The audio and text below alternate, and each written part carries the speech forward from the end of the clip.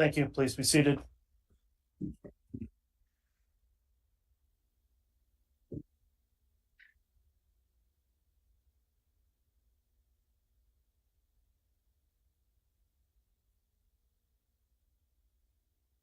All right, good morning. We're back on the record on case CR 22-21-1623, State of Idaho versus Chad Daybell.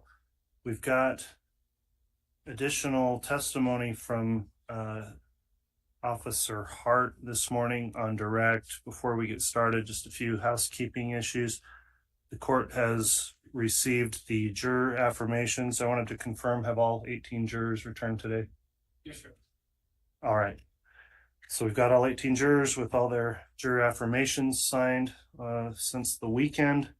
Also, I had a brief sidebar with counsel as we started regarding defendant's Exhibit 6, which has been admitted, and upon further consideration, I think will require the removal of some commentary in there. I think the parties have all agreed. So as we get to that exhibit, I think it'll need to be either amended or substituted, and we'll work on that issue, but we'll try to keep that as clear as we can in the record once that exhibit's being referenced, and make sure that the exhibit that is submitted to the jurors or published throughout trial to the jurors conforms with previous rulings on that information in the exhibit. So with those issues in mind, is the state going to be ready to proceed with additional direct? Yes, Your Honor. Thank you. All right. Will the defense be ready to proceed this morning? Yes, sir. Okay. I'll note also the prosecutors are here as well as the defendant and the defense counsel. So let's go ahead and have our jurors brought in, please, Mr. Bailiff. Yes, sir.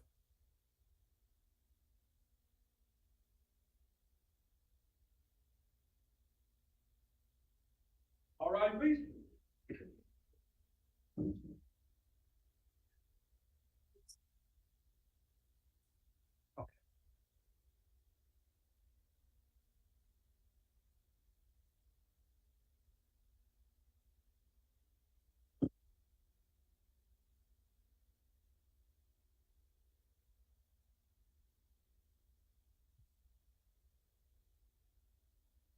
Here's our present account for you, Your Honor.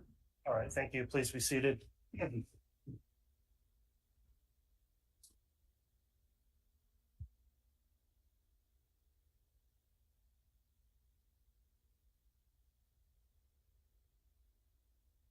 Okay, we are on the record on case CR 22-21-1623.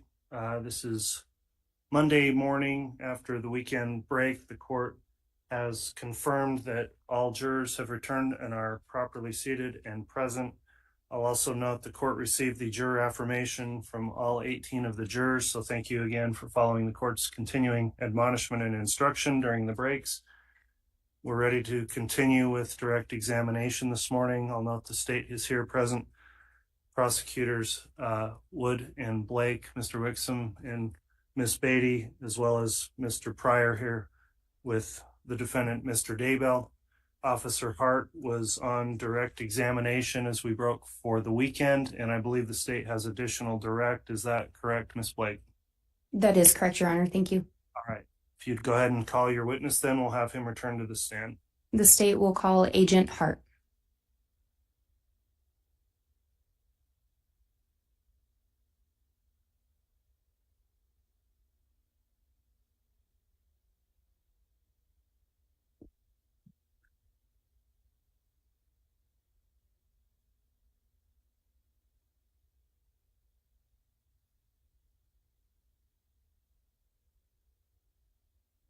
All right, thank you.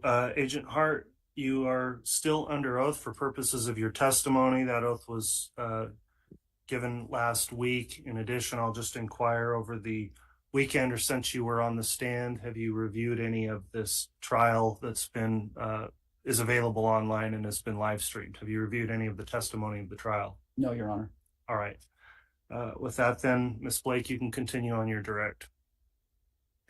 Thank you, Your Honor. And I do have a modified slide, a courtesy copy for the court and one for Your Honor as well. Or one for the court and one for Your Honor. Defense has already been provided one.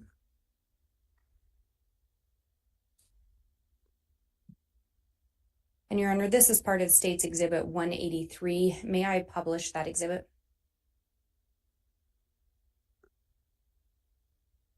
Yes, and just to be clear, the identifier information's been redacted on what's going to be published. Correct, Your Honor. Yes, you may publish.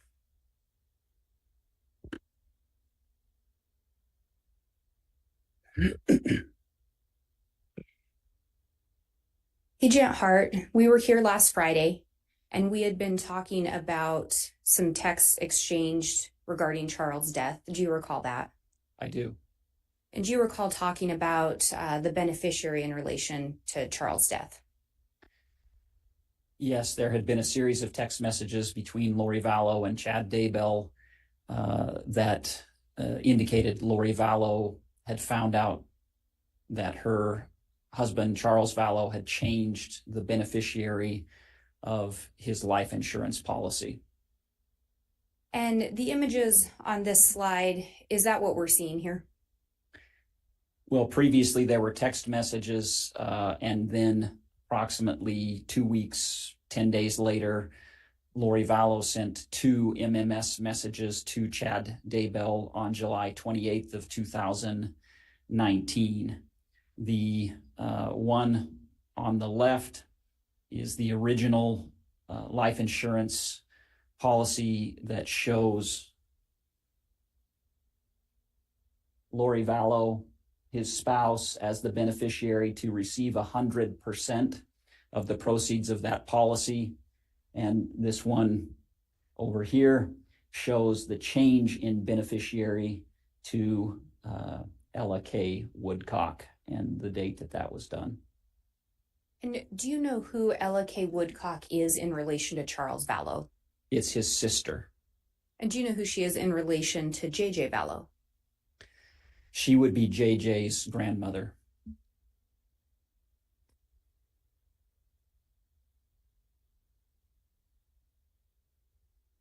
And again, these messages were sent to Chad Daybell. By Lori Vallow, correct. And if we go to the next slide, I'm going to pause here and allow the jurors to read.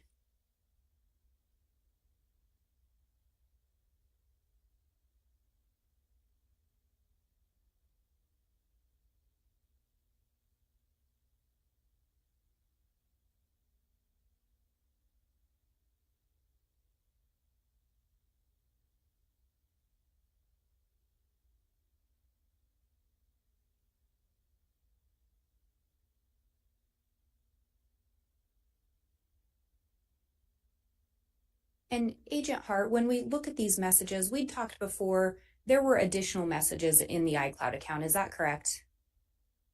There are thousands of text messages in the iClouds, yes. And with these particular messages, were there some preceding messages in relation to these? Chronologically, yes, there were. And when we're looking at these messages, do you know who the Mel is that's being referred to? Yes, that's Melanie Boudreau, Lori Vallow's niece. And what was it about these particular messages that caught your attention? What caught my attention was the conflict that existed between Lori Vallow and Chad Daybell as it relates to their relationship. At this point, Charles Vallow has been dead for almost a month, and Lori Vallow wants her and Melanie Boudreau to travel to Rexburg, Idaho to spend time with Chad Daybell. Chad Daybell is, of course, still married to Tammy Daybell, and so that It's sustained. So you were indicating that Melanie Boudreau and Lori were wanting to go to Rexburg to visit Chad. correct. And can you read the date on these messages into the record? The date of this text string is August 7th of 2019. And then at the bottom, are there some that carry into the next day? Correct, August 8th of 2019. During this time, do you know if Tammy Daybell was still alive? She was. So in this context, it appears that Lori's telling Melanie, we just had a big fight. Do you know who that's in reference to? That's in reference to Lori Vallow and Chad Daybell.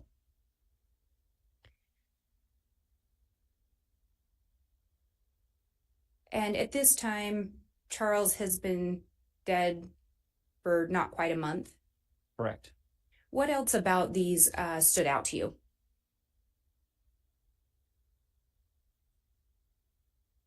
There's a conflict between Lori Vallow and Chad Daybell regarding. I think there's inadequate foundation at that point. Mr. Pryor, moving forward on your objections, please use the microphone. Go ahead, Ms. Blake. Agent Hart, again, you've talked about you went through thousands of messages in this iCloud account, or that there were thousands of messages, correct? Yes. Were there some messages preceding this indicating what Chad's plans were during this time? Yes. And what did those messages indicate? Chad Daybell had a. All right, again, into the microphone, please, Mr. Pryor, or maybe your mic's not on today, but. Okay, could we get that checked, please, to make sure the microphone is functioning at defense table?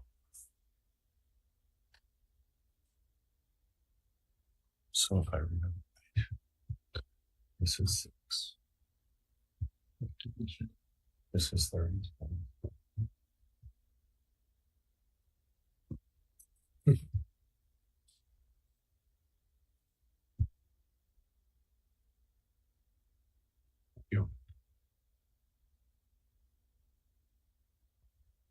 Okay, apologies. Ms. Blake, would you ask another question? I'll defer ruling on that objection. Go ahead. Agent Hart, did you review messages that indicated what Chad's plans were during this time frame? Yes, it's a scheduling conflict. Lori Vallow wanted to visit Chad Daybell. Judge, I'm going to object. It's unresponsive. Your Honor, may I respond? Well, I'll sustain the objection because the answer was what Chad's plan. The question was what were Chad's plans, and the answer was what Lori Vallow wanted. I think that's outside the scope of the question and the foundation that's been laid. So it's non-responsive. You determined that Chad Daybell had different plans during this time? Judge, objection. That's leading. Your Honor, he's already answered that. Overruled. Yes, he had a family vacation planned. So in reference to the big fight, based on your investigation, were you able to determine what this text thread was about? Yes. And what did you determine the fight to be about? Lori Vallow's trip, which conflicted with Chad Daybell's family vacation.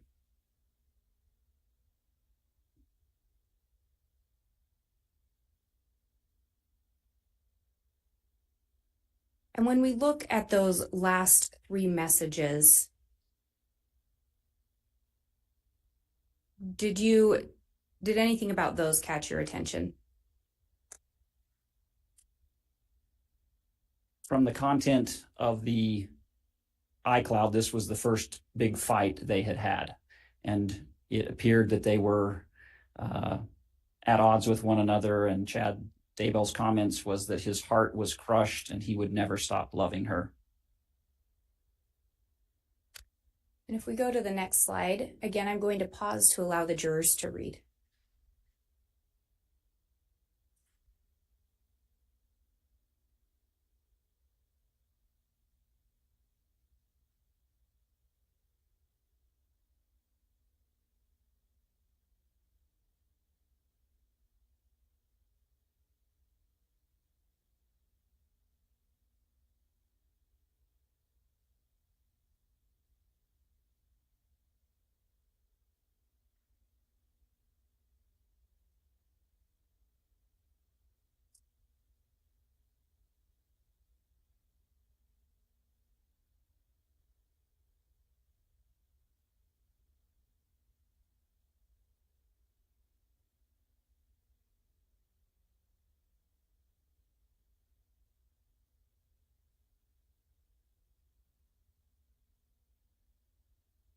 And Agent Hart, can you indicate the date of these text messages?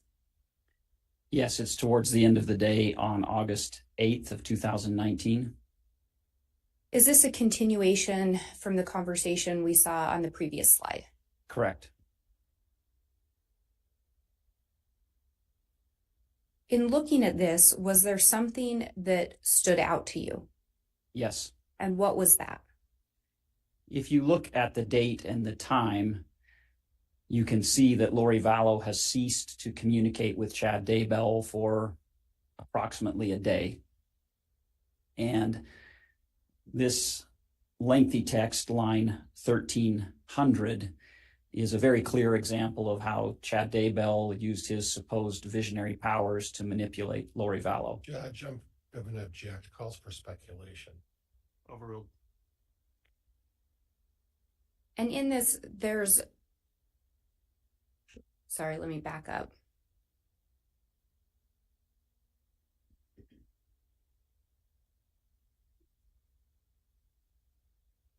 In that first message as well from Chad to Lori, can you read the second sentence of that?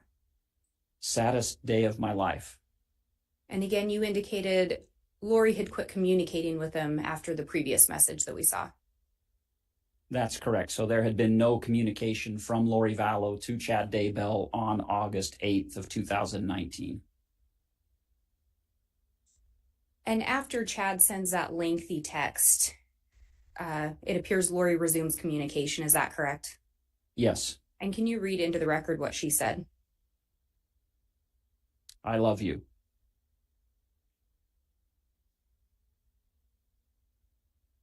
And then Chad responds just, thank you, my love. I will get things restored. so in that lengthy one, he indicated that he may not be able to protect her anymore.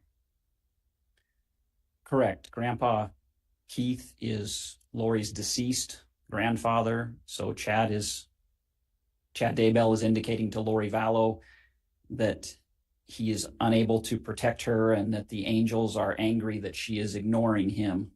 And so he is trying to get her to respond due to those indication of what's happening spiritually. And then once she does respond, Chad will get things restored. That's what he indicates, yes.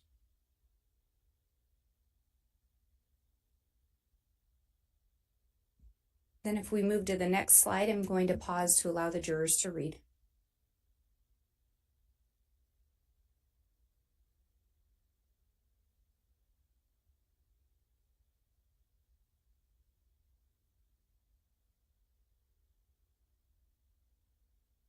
And will you indicate the date this message was sent? This is August 10th of 2019. And what about this particular message stood out to you? Well, I think this is an example of how Lori Vallow manipulates Chad Daybell.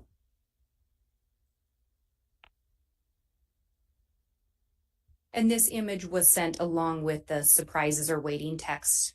Is that correct? That's correct.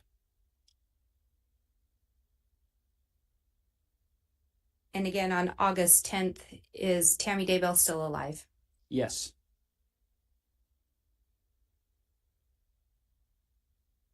Moving to the next slide, and again, I'll pause to allow the jurors to read.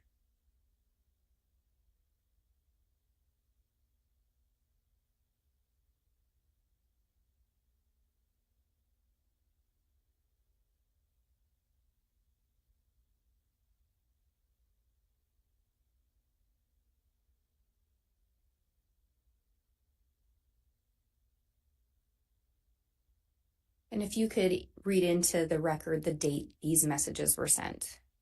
These are August 10th of 2019. So these would have been sent after that image that we saw in the previous slide? Correct. What, if anything, about these caught your attention? There had been several messages preceding these two messages indicating their ability to connect spiritually, to enter into portals, to be together outside the physical realm. What stood out to me about these two messages is that both Lori Vallow and Chad Daybell understand that's not real and it's not true. Lori Vallow says, I wish you were really here to experience this with me. And again, saying, I wish I could wake up and kiss your sweet, tender lips for real. So to me, that indicated an understanding between being together truly in the physical realm in which we live versus this alleged ability to portal and be with one another spiritually.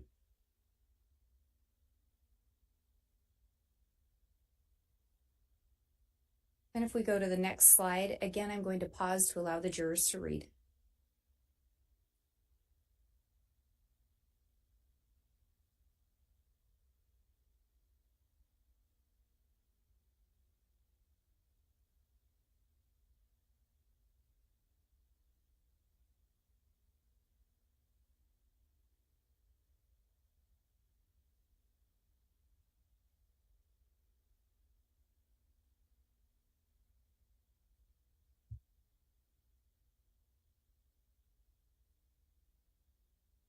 Can you indicate the date these messages were sent into the record?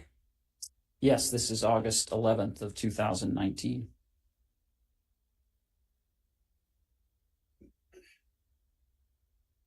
And what about these particular messages caught your attention? These 4 messages are the beginning of a text string that occupies this slide and the next 5 slides.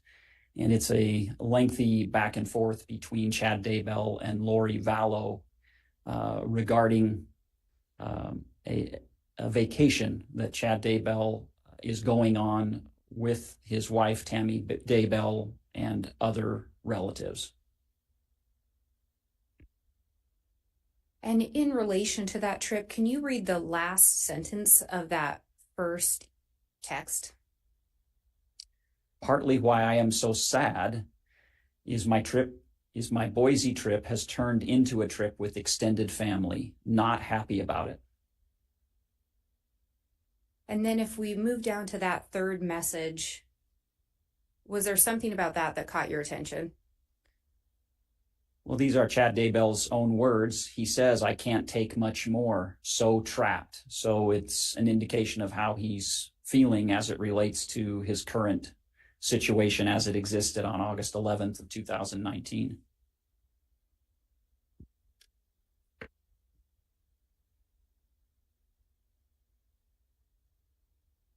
We move to the next slide, and I'll pause to allow the jurors to read.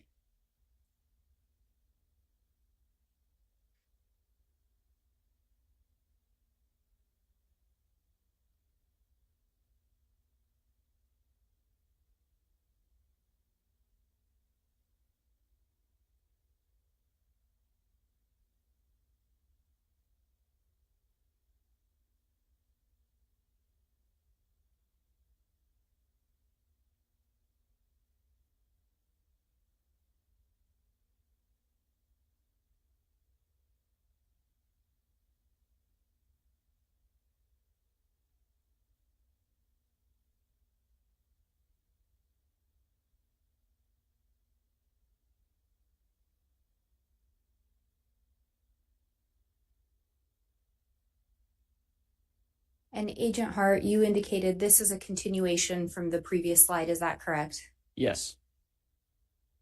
What about these messages caught your attention? First of all, the date caught my attention. This is 1 month to the day after Charles Vallow had been killed, and approximately 10 months into the relationship between Lori Vallow and Chad Daybell.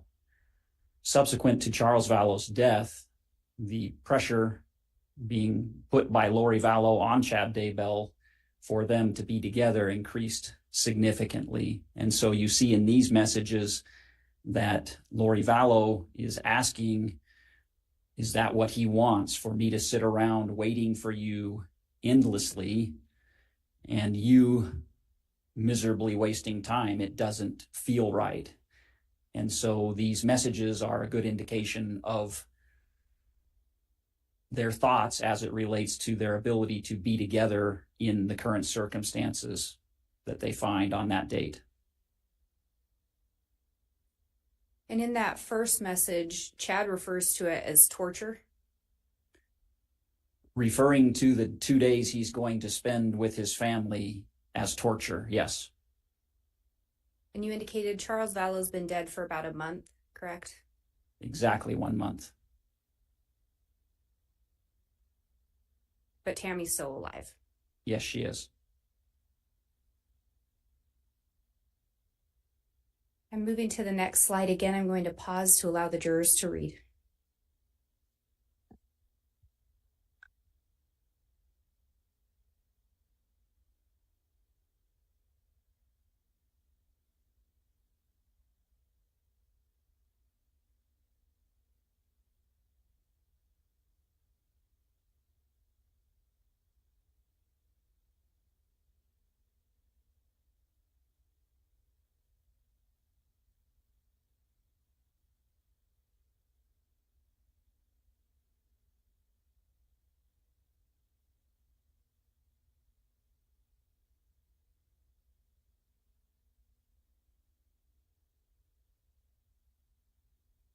And Agent Hart, you indicated this is also a continuation from the previous 2 slides. Is that correct? Yes, it is. When you look at these particular messages, what stood out to you? Again, it's a clear communication between Lori Vallow and Chad Daybell regarding the status of their relationship and Lori Vallow's desire to be together overtly with Chad Daybell.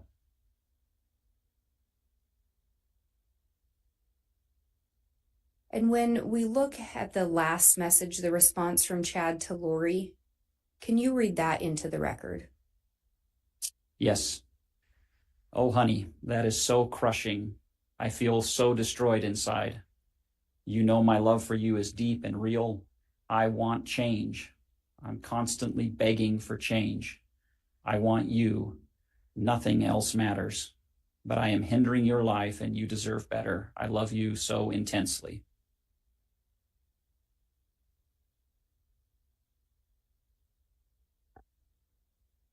And at this point in time, again, Charles died 1 month ago, correct? Yes. But Tammy's still alive. Yes.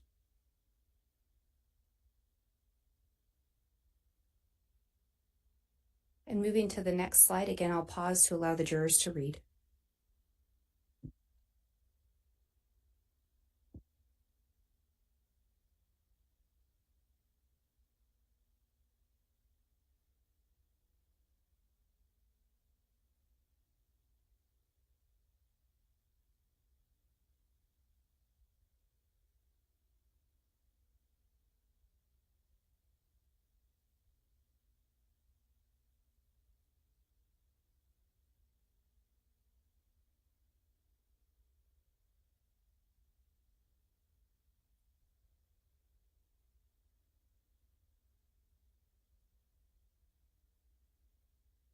Agent Hart, on that previous slide, we'd seen that Chad was begging for change so he could be with Lori. Is that correct?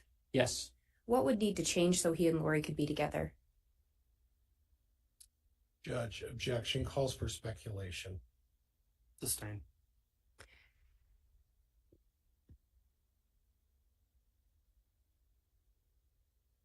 Agent Hart, when we look at this slide, is it a continuation from the last several slides? Yes. And it's still on August 11th of 2019? That's correct. What about these messages stood out to you? This demonstrates Lori Vallow's impatience for this plan that I've testified to previously about the life they want to live, where they want to live it, and their plans to be together and conduct missions together. And so Lori wants that to happen. And that can't happen while Tammy Daybell is still married to Chad Daybell. And again, to remind the jurors, in these messages, did you ever see any indication that Chad was intending to divorce Tammy? Never. Did you ever see any indication that Chad was intending to separate from Tammy? No. If we go to the next slide, again, I'm going to pause to allow the jurors to read it.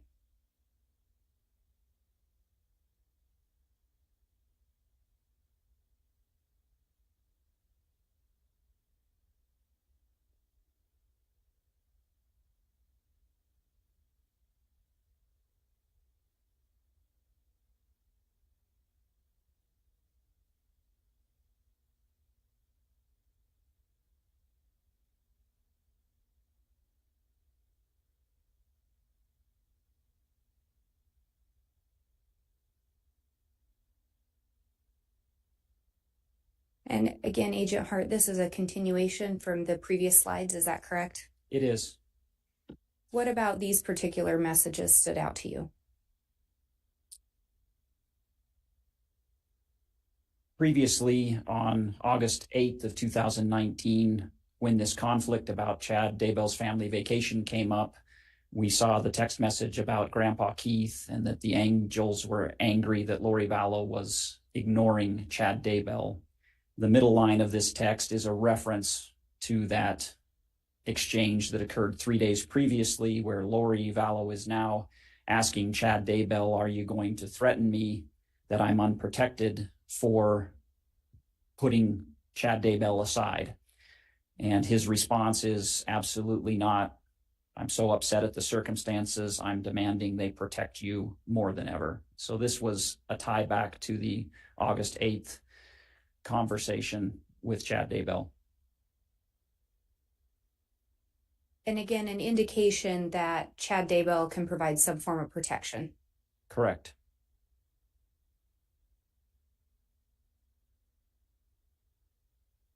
And moving to the next slide, I'm going to pause to allow the jurors to read.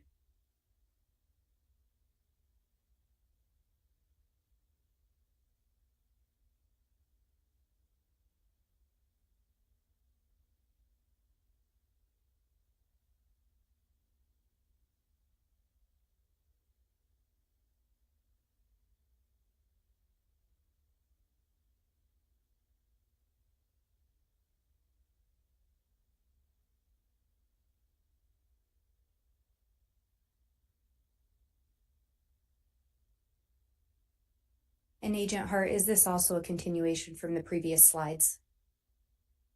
Correct. This is the final slide for this text string.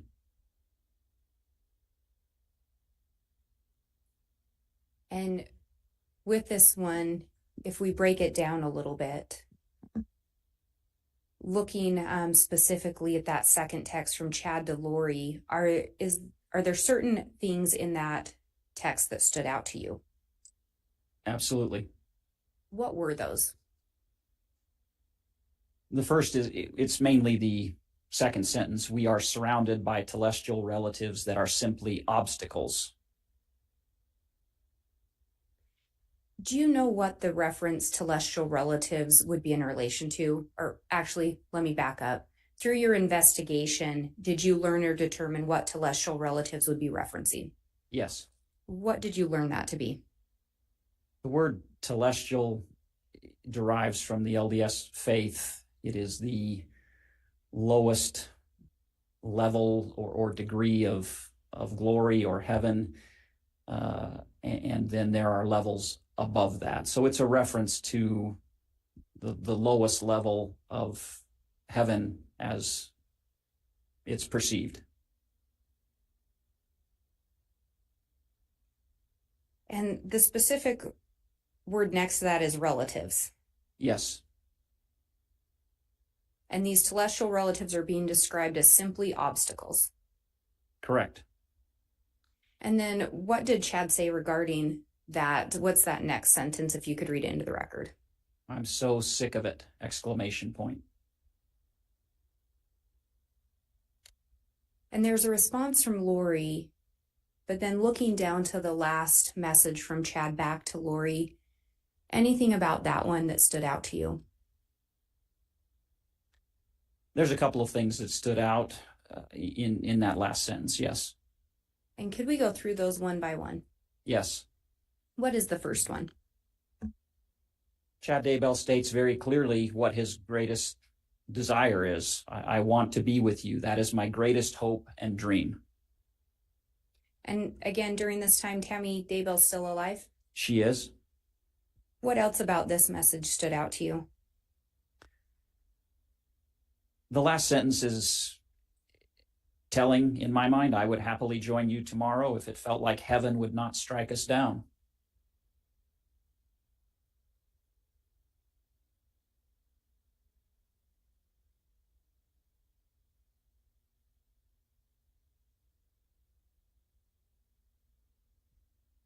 Your Honor, I have no additional questions at this time.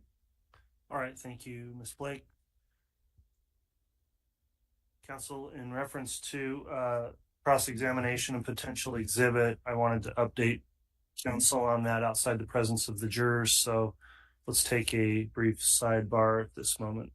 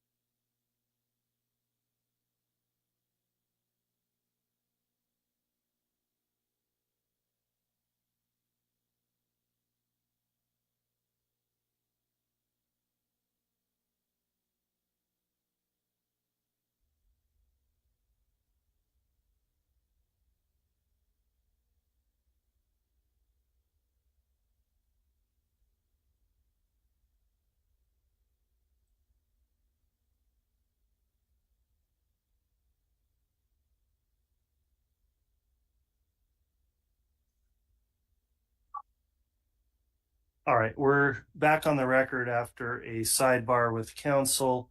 It's a little earlier than we would normally do this, but what we're going to do is take our mid-morning break at this time in order to get some exhibits properly before the jury, before cross-examination, which will take a few moments. So we'll use that time to allow the jurors to take a break. I'll go on the record with counsel before we bring the jurors back in at the end of the break to make any other additional evidentiary rulings that would occur outside the presence of the jurors. And then once we've concluded that, we should have the morning set up for continued cross-examination and evidence until we get to lunch. So with that in mind, let's take our mid-morning break at this time.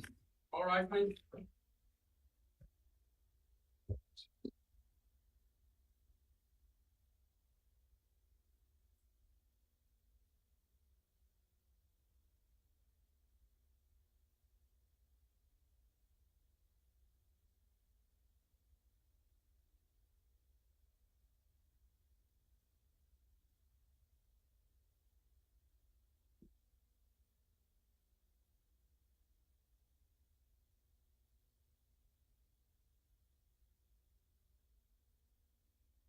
All right, counsel, just let me know when you want to conclude the break when we have these exhibits ready. All right, folks, go ahead and head out now. Keep grab all of them.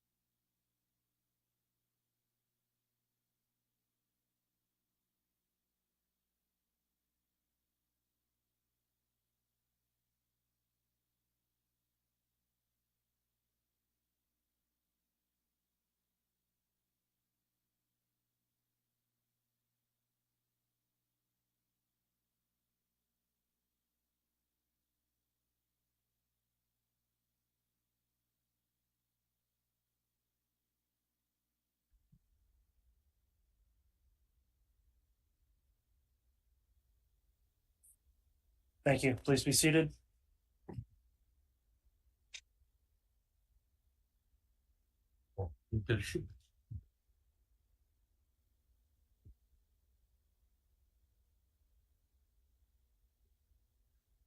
All right, we're back on the record without the jurors present at this time. Take up the matter of some exhibits. The issue being that one of the exhibits needed a redaction, and other exhibits had some editorial type commentary on them that the court ruled would not be permitted as part of the exhibits. So those were also altered. And so let's just start with the state's exhibit 183. That was on Friday, and it was noted when we stopped for the day that there was some personal identifier information that needed to be redacted. That was redacted, and the information was not published to the jury. But in terms of marking or tracking the redacted exhibit, what does the state suggest in terms of a new replacement exhibit, or just noting on the record a redaction on the admitted exhibit? Thank you, Your Honor. The state would request that we just note that the redaction was made. The state actually never ended up submitting the original 183 because that was caught prior to us finishing with that PowerPoint presentation. So I talked to Madam Clerk and let her know that we were going to go ahead and get it modified. So the exhibit that's actually been entered into the record is the 183 with the redaction. So I think if we could just make a clear record that it's been admitted with the redaction versus the 183 that was previously admitted that wouldn't have had the redaction, if that makes sense, that may be the easiest way to do it. And the jump drive submitted to the court does have that correction. Okay. From the defense, any objection to handling the exhibit that way? No, Judge, and the state provided me all of the redactions, so that's acceptable. Okay, so I'll put that on the record then. Exhibit 183 now admitted, and what was published and what will be provided to the jurors has the redacted personal identifier information from those screenshots on insurance applications or forms. So that will resolve 183. On Exhibit 6, that was previously admitted, and the commentary, which was not part of the content of the exhibit other than labeling of certain parts of the exhibit, has been removed from those exhibits. I guess I'm looking for how the parties wish to handle that Exhibit 6, and it's also going to be Exhibit 7 also, defense Exhibit 6 and 7. Do we want to strike from the record those already admitted exhibits and admit substitute exhibits? Mr. Pryor, what's your suggestion on that? Judge, I've prepared substitute exhibits, so I would move to strike those three, and Judge, it's 6, 7, and 32, which are all by stipulation. I've prepared substitute exhibits. I've had given the state the opportunity to review those in their entirety. So I have 6, 7, and 32. So I would move to strike 6 and 7. I'll substitute 6 and 7 in with an additional one, and then move for 32 as well.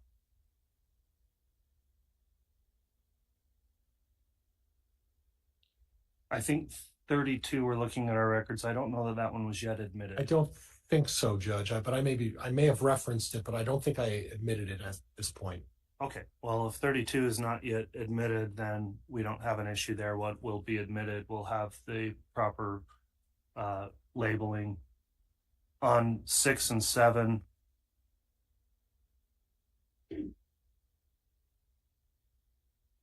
I guess my suggestion is going to be we would strike them and maybe relabel the new submitted ones, since exhibits were already admitted, and call them 6A and 6B. Is there any objection to us giving them a new designated name, or do you think it's more clear to just note the changes on the exhibits after admission? Your Honor, from the state's perspective, I believe that both 6 and 7 have multiple subparts that are labeled within the discs as 6A, 6B, and subsequent, and I think 7's the same. So because of that, I'm not sure if labeling them 6A and 7A I think it may create some confusion for the record. So I don't know if we could simply strike the other ones and just resubmit them as 6 and 7, but okay, we'll leave it to the court's discretion. Yeah, I wasn't aware of that. So that makes more sense to me also then. So just to be clear on the record, 6 and 7 were previously admitted. They were not yet published to the jurors.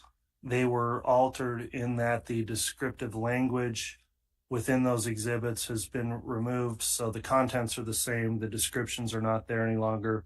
So 6 and 7, as originally submitted, are removed from the record, and these 6 and 7 exhibits will come in now with the proper identifiers and just simply replace what was admitted. So we'll watch for that as things move along, counsel. I think there's a few other exhibits that are going to require the same treatment that have maybe not yet been admitted, and my staff attorney will assist in identifying those along the way if counsel hasn't. So I think with that, then we're ready to proceed with those evidentiary issues resolved. Anything further before we move on to cross from the state? Not from the state, Your Honor. Thank you. Judge, just that if I could have the original 6 and 7 that were struck and have them returned to me, I would appreciate it, Judge.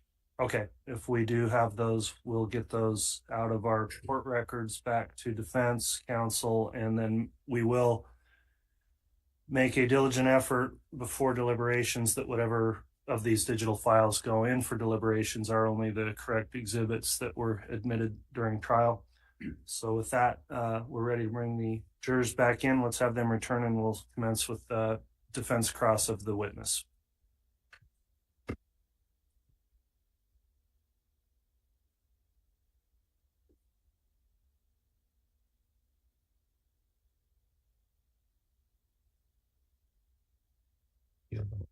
All right, please.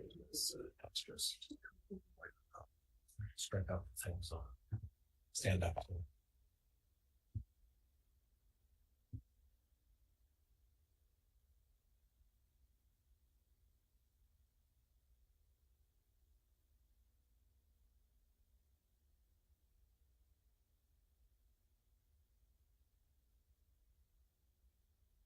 Who's out for the counter for you? All right, thank you, Mr. Bailiff. Please be seated.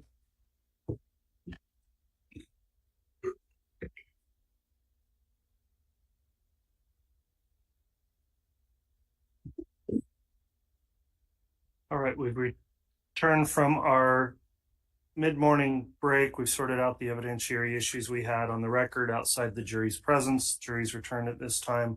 Agent Hart remains on the stand, still under oath for testimony. The state concluded direct. So at this time, Mr. Pryor, if you'd like to conduct cross-examination, you can do so. And permission to approach the podium, Judge. Yes. Thank you.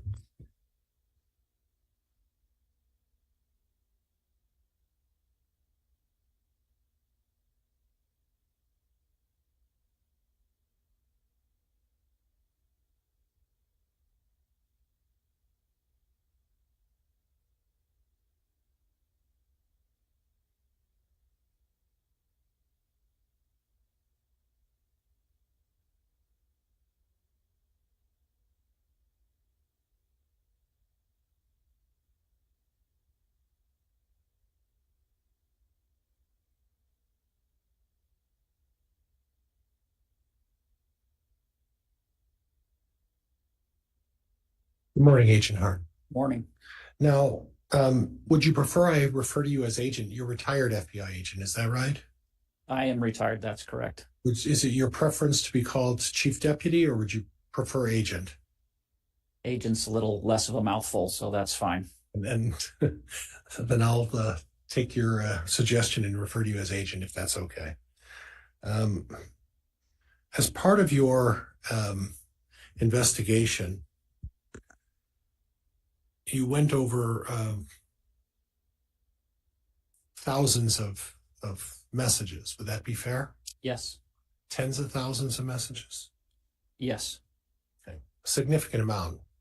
Correct. And you put together a summary of what you thought were relevant messages, correct? Yes. Okay. I'd like to talk to you a little bit about who some of these messages were sent to, who received some of these messages. Obviously, you spoke in great detail about messages from Chad Daybell. Is that right? Correct. And Lori Vallow. Yes. Melanie Gibb? No, Melanie Boudreau. Well, did you ever have any that you reviewed from Melanie Gibb? There are messages between Lori Vallow and Melanie Gibb in the iCloud that I have reviewed, yes. Okay, so there were messages that were involved with Melanie Gibb as well, correct? Yes. Okay. Did any of these folks use other names in speaking with themselves, referring to others? Can you clarify? Do you mean that So, names other than nicknames. themselves? Nicknames. Lori Vallow use any nicknames? Yes. What nicknames did Lori Vallow use? For others or for herself? For herself and when others responded to her. She would be called Lolo. She would be called Lily. Chad Daybell referred to her as Elena.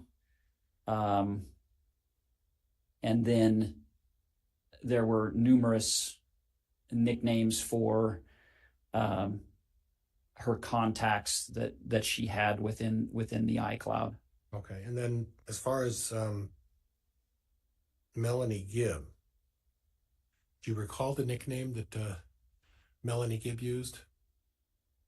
For herself? For herself, yes. I'm sorry, I don't recall that. Okay. If I mention the word Phoebe, does that ring a bell? Phoebe rings a bell, but I couldn't say definitively that that's associated with Melanie Gibb. Okay. And if I were to show you a text message that referenced Phoebe to Lori Vallow, would that refresh your recollection? It may. Okay. We'll get to that in a minute. Other nicknames, other people, Alex Cox, did he have any nicknames? Al was the most common one. Okay. Melanie Boudreau? Mostly Mel. Okay.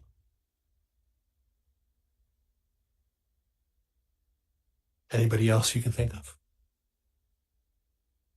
Lori Vallow referred to Chad Daybell frequently as Bubby, Bubby. Okay. Anything else?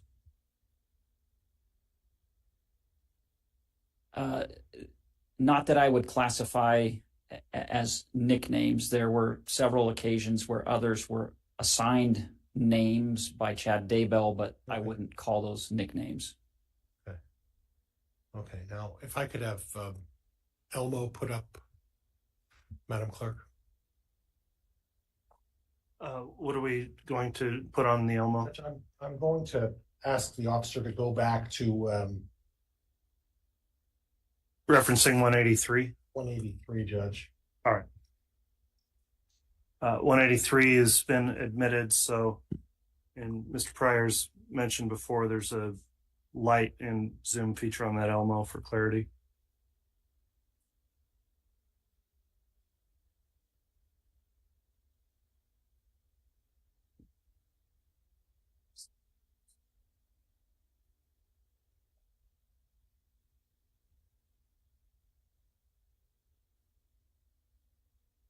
And there's a light there as well somewhere. There's a light switch that gets rid of the shadow. There you go. Thank you. Wouldn't make it without any help, Judge, I promise you. So I want to start towards the end of what we talked about. And you talked about your analysis of this particular discussion or chain of text messages. And this is from the Lolly time at iCloud, Lori Vallow, right? Correct. And the last line, I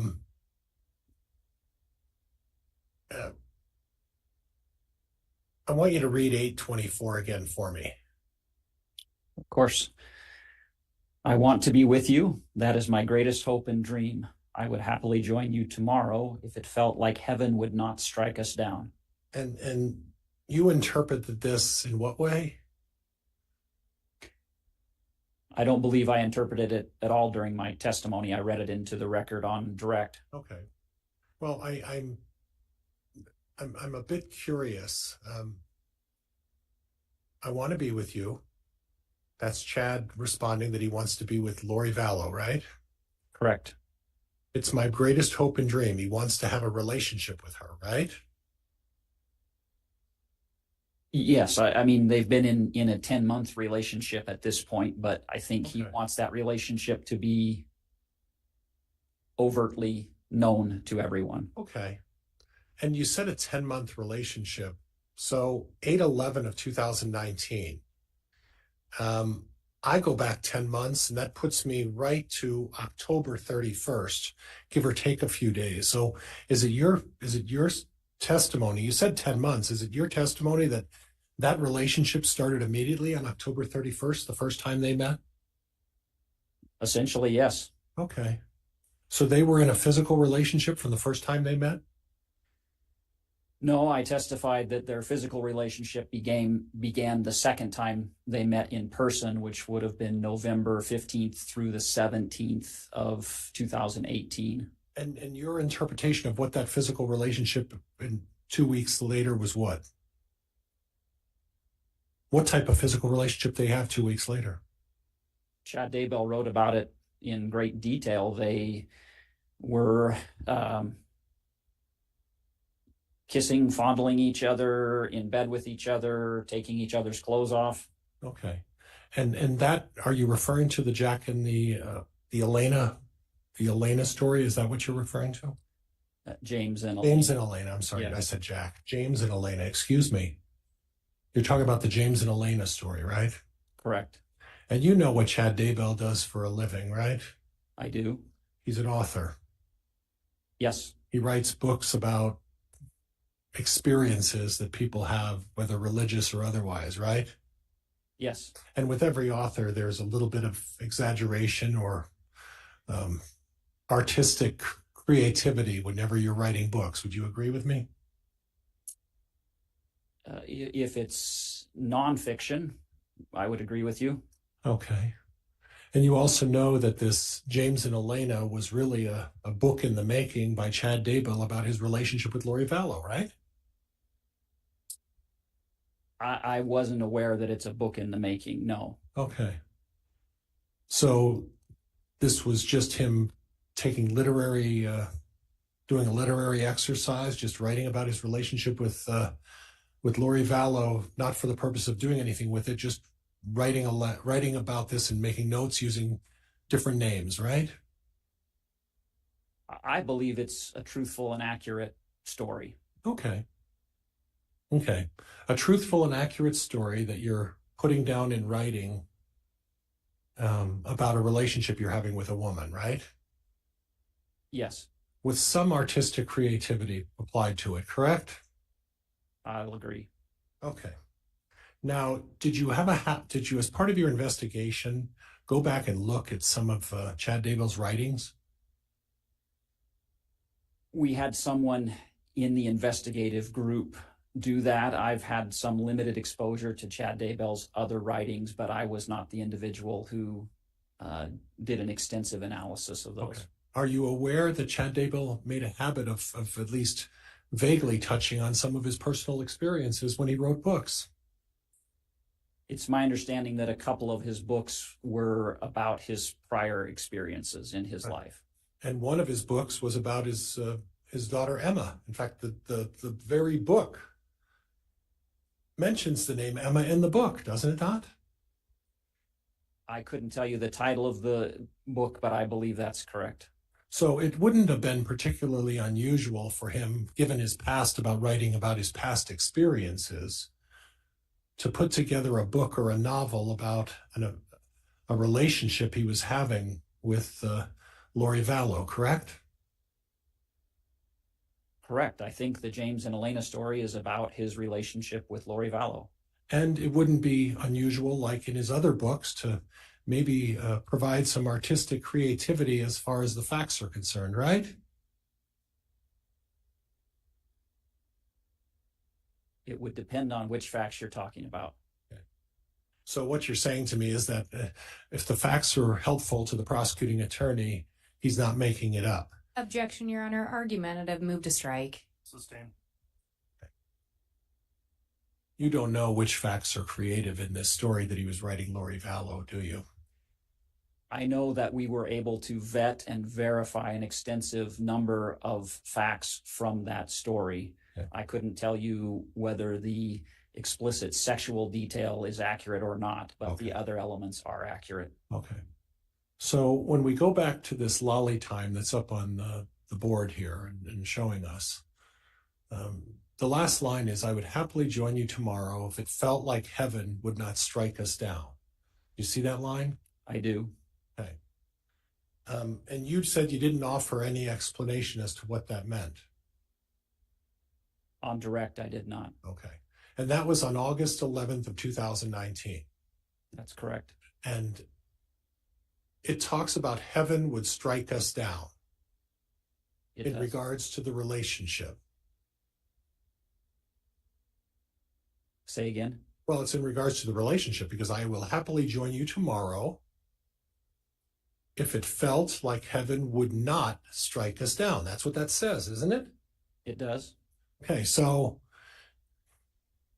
that has nothing to do with murder, does it?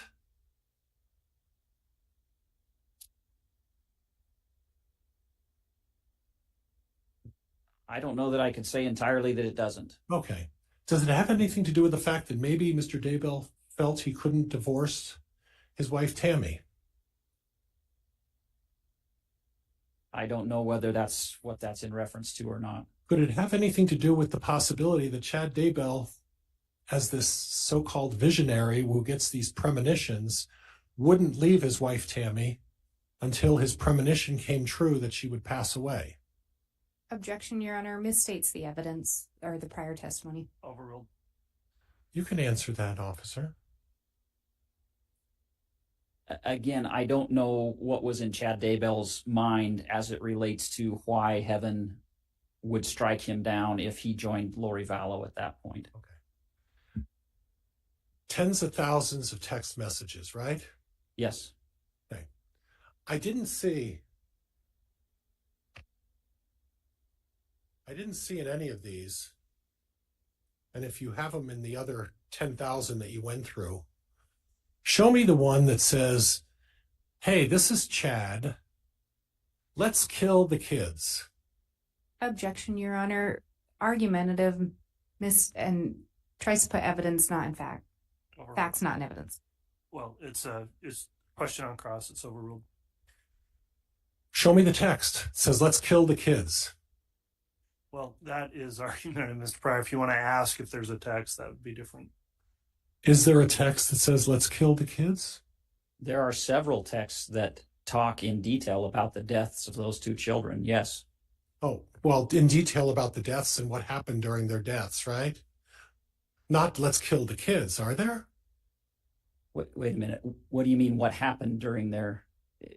What I'm saying is that there's references to Tylee and JJ throughout text messages, correct? Yes. Okay.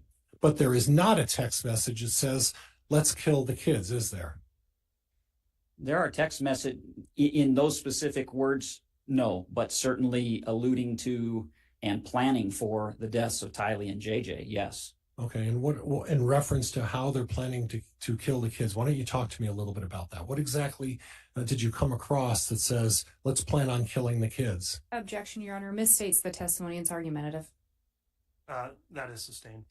Okay. You just made reference to the fact that there are text messages that talk about the planning of killing these kids, right? Correct. What text messages are you referring to? There are several text messages between Lori Vallow and Chad Daybell that refer to a plan to take the children and Chad Daybell's ability as a supposed visionary to understand when that might happen. Okay. Okay, so there's no specific text message that talks about we're going to kill the kids and live happily ever after, is there? I would disagree. Contextually, I think that's the meaning of those texts. Okay. So in other words, you're interpreting those texts how you think they should be understood, right?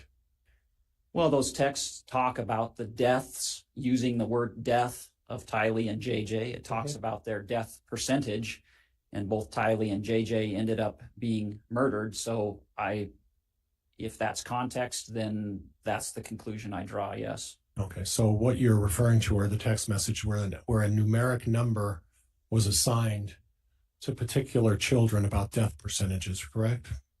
Assigned by Chad Daybell, yes. Right. Now, we talked a little earlier, and that's why I'm leading into this with you.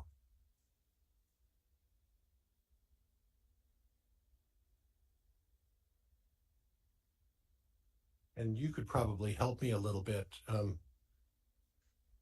My recollection is you were talking something about Allie Bloomer, right? Yes, that's the second slide. Okay.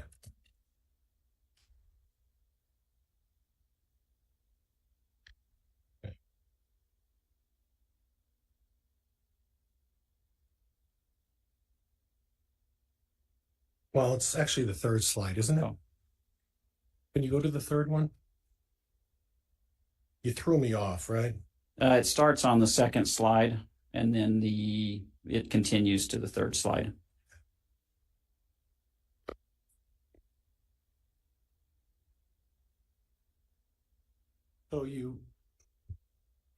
So you talked about the fact that because Chad Daybell put a numeric number on the children, that was the reason they were killed, right? No, I wouldn't state it that way, that was the reason they were killed. Okay. That supported your theory that they were killed because they were put a dark number on them, right? I believe the dark number provided the justification for them to carry out those acts. Okay. Okay, so when we go down to line 3000, would you read that one for me, the first two sentences? Yes. Allie Bloomer is 4.1 dark.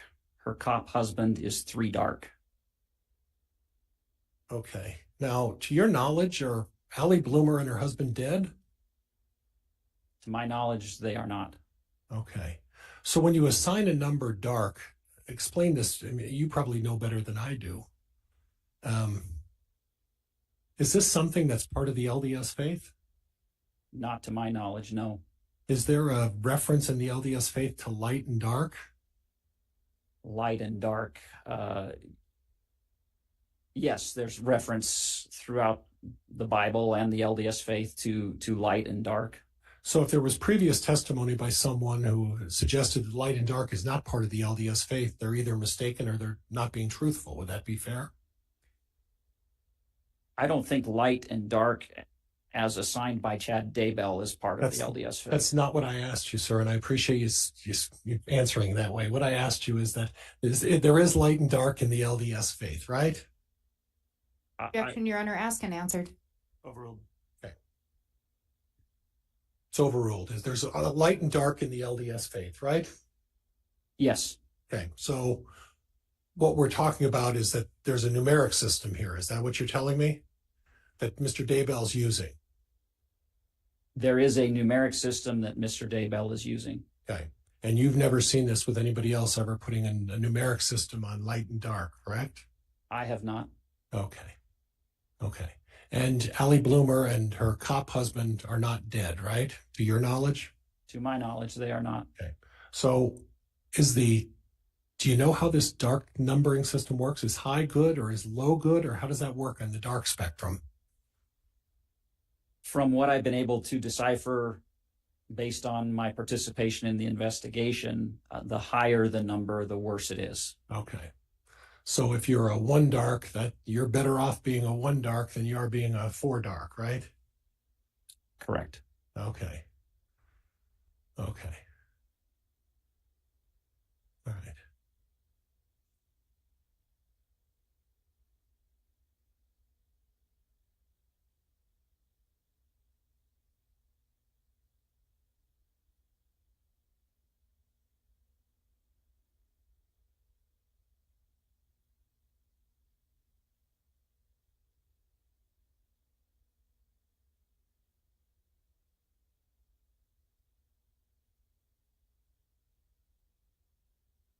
Judge, could I have exhibits 6 and 7?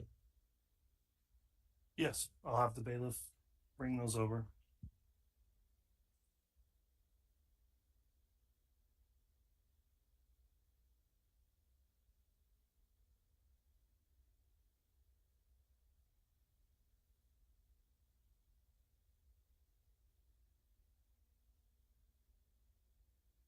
And if you could just bear with me.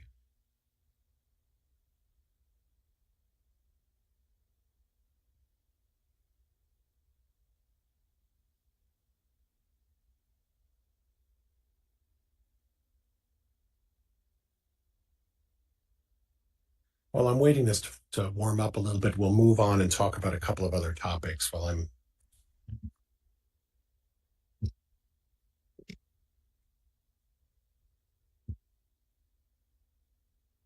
It talked about manipulation, right? From both Chad and Lori. Yes. Now, Mr. Pryor, just on the exhibit you've got continually being published there, if you're done with that, would you remove it from being published?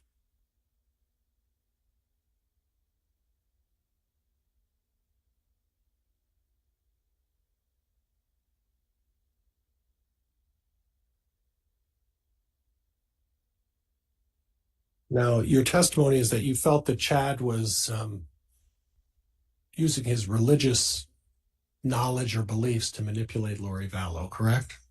Correct. Okay. So he was suggesting that because he has so much insight that he's with these religious insights that he's able to convince Lori Vallow to stay with him because he has religious insight. Is that correct?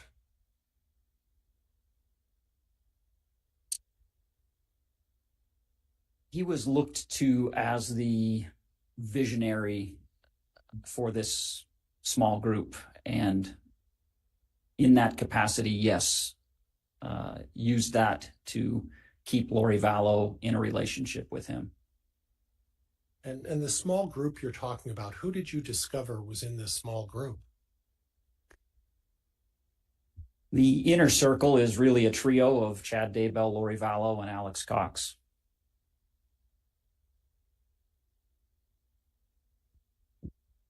Anybody else? That's what I would refer to as the inner circle. There were others that were more peripheral. Okay.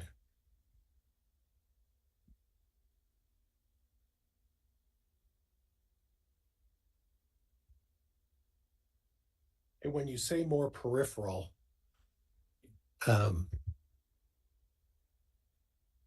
shared some of the same religious views that Chad Daybell has. Yes, I would describe them as adherents to Chad Daybell's doctrines. How many of those do you talk about that are peripheral people that were adhering to it?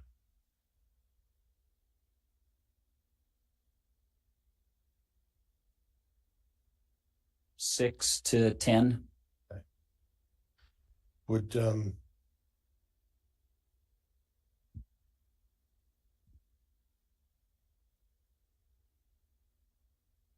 Would Melanie Gibb be included in that group? Yes. David Warwick? Yes. Zaluma Pastenes? Yes. Okay. Melanie Boudreau? Yes.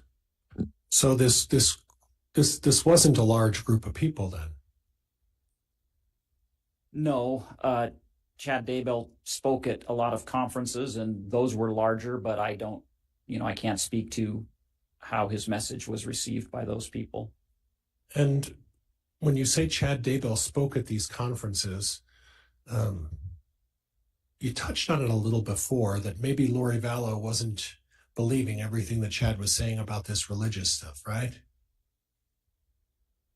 No, I don't believe I said that.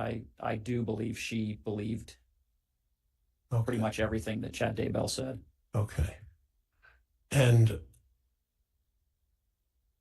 maybe what you testified to is that you questioned the accuracy of it in one of the text messages that you put up on the board. Do you recall saying something about that? No? I don't, if you can direct me to this particular message.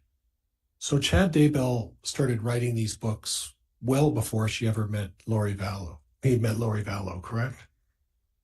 Yes. And he wrote these books about his experiences and about his theories and interpretation of what he felt was the teachings of the LDS faith, right? Objection, Your Honor. Introduces facts, not in evidence. I believe counsel's testifying. Sustained. Well, he wrote a lot of books about religious issues, correct? Yes, I think most of his books had to do with kind of an end of times theme.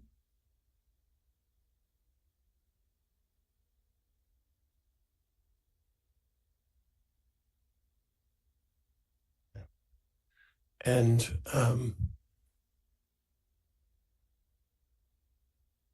he would go on these various, go to various places and speak about his books and try to sell books. Correct. This was sort of a way to market or to make a living by talking about various religious feelings about religion, and then he'd go on and speak to people, and then in the meantime try to make a living or try to make money selling these books to people, right? Yes. And the predominant audience that he would go to, these encampments, these gatherings, these various locales, for the most part, they were centered around Utah, correct? No, I mostly, well, St. George, Mesa, there was one in Boise. Right. So Well, the Intermountain West. And you beat me to the punch, because I was about to start with Utah, then say Arizona, then say Idaho. But you know, the predominant audience that these books were marketing to were people in Utah, Arizona, Idaho, correct? That's where he spoke, yes. And they were predominantly marketed to people of the LDS faith, right? I think so. And they were marketed to the people who would want to go to these various seminars about preparing for the end of time, right? Yes. And these people weren't all members of a cult, were they? Not to my knowledge. And there were various audiences who would show up and listen to Chad Daybell talk and sell his books, right? Yes. So the fact that he has Lori Vallow, Alex Cox, Melanie Gibb, and David Warwick, who were friends of his, right?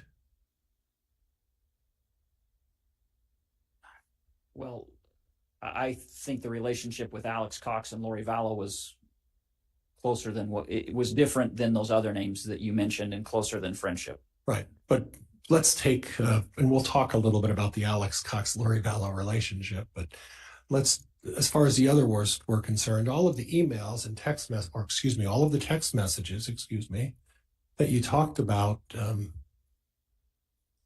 they had a recurring theme. These people were friends, right? Yes. And these friends talked about religious beliefs, correct? Yes. And these religious beliefs may not be what everybody else believes in, but they seem to have a consistent theme, and they were all consistent in believing whatever Lori, Chad, David, and Melanie were talking about. Would that be fair? I think that's fair. Okay. So when you talk about a group, we're really talking about a group of friends who have some, maybe not traditional beliefs, but have religious beliefs, correct? Yes. Okay.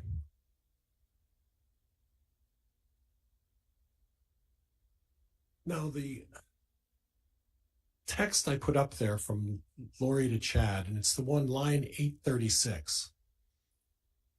Oh, wait. Let me know when you're ready. Mm-hmm. You all set? Yeah. Okay.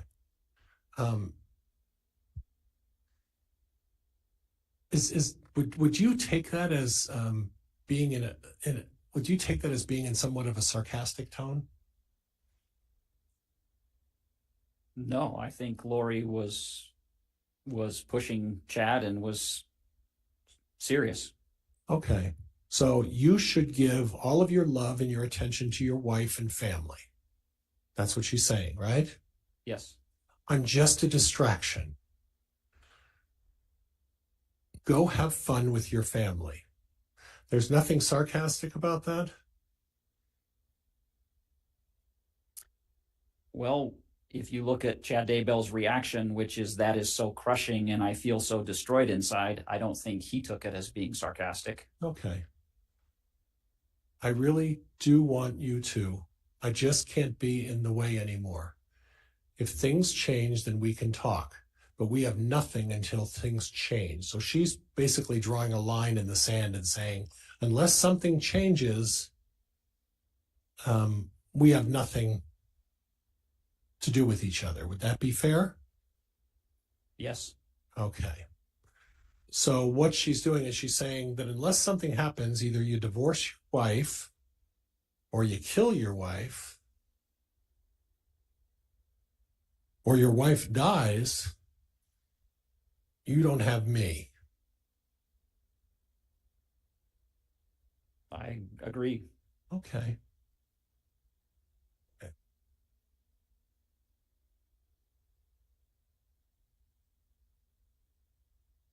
And then Chad responds, I'm constantly begging for change below. You see that? I do. But I'm hindering your life and you deserve better. I love you so intensely. Okay. You see that? I do. The text following that, did any of them say, all right, I agree with you, Lori. Let's kill Tammy. You find any of those? I found a number of texts talking about Tammy's death percentage in subsequent conversations. Yeah. You're also aware that Chad Daybell, maybe you're not, but are you aware that since 2016, Chad Daybell had been talking to these public audiences about the fact that Tammy was going to have a very short life? I was aware that he made those statements to particular individuals. I'm not aware that he spoke of that publicly, but yes, I know that he communicated that Tammy was going to die to a number of people. Right. And these other individuals are friends and family of Chad Daybell, who are also friends and family of Tammy Daybell, correct? That I don't know. I can tell you the ones that I do know that he spoke with. Okay. And I'm not aware that they knew Tammy. Okay.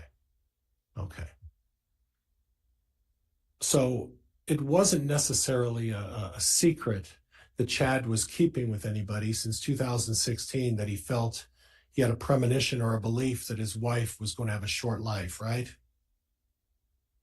There were certain people he communicated that to, correct? Right. And when I'm reading through the text messages, and you went through your presentation, am I wrong when I'm reading these messages to read into this that Chad was waiting for Tammy to pass away, and that was what the delay was, correct?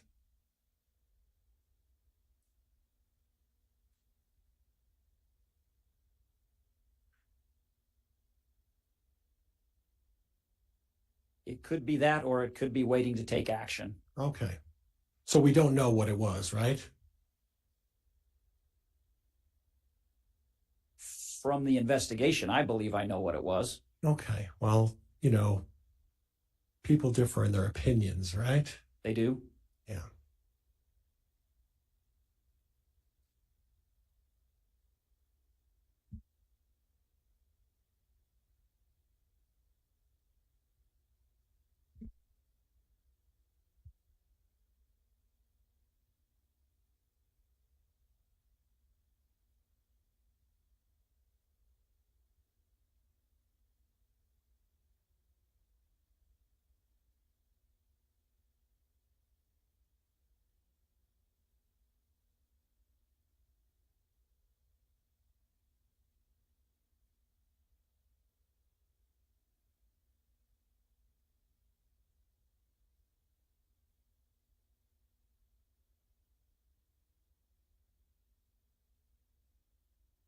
Judge, could we approach for just a minute? Yes.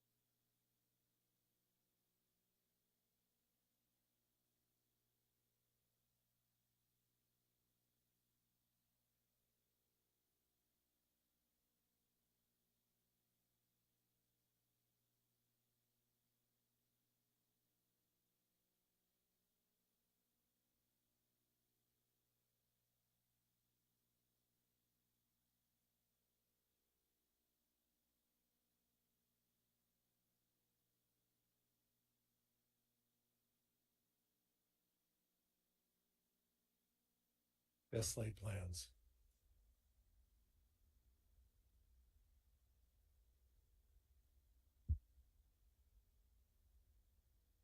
All right, ladies and gentlemen of the jury, there's a thumb drive with a file in it. It may be a thumb drive that's having a few issues because it wanted to pull files and then it didn't. So we'll see if it will. And it's here. Judge, I got it. Okay. All right. Surprise. Magical words. You did it.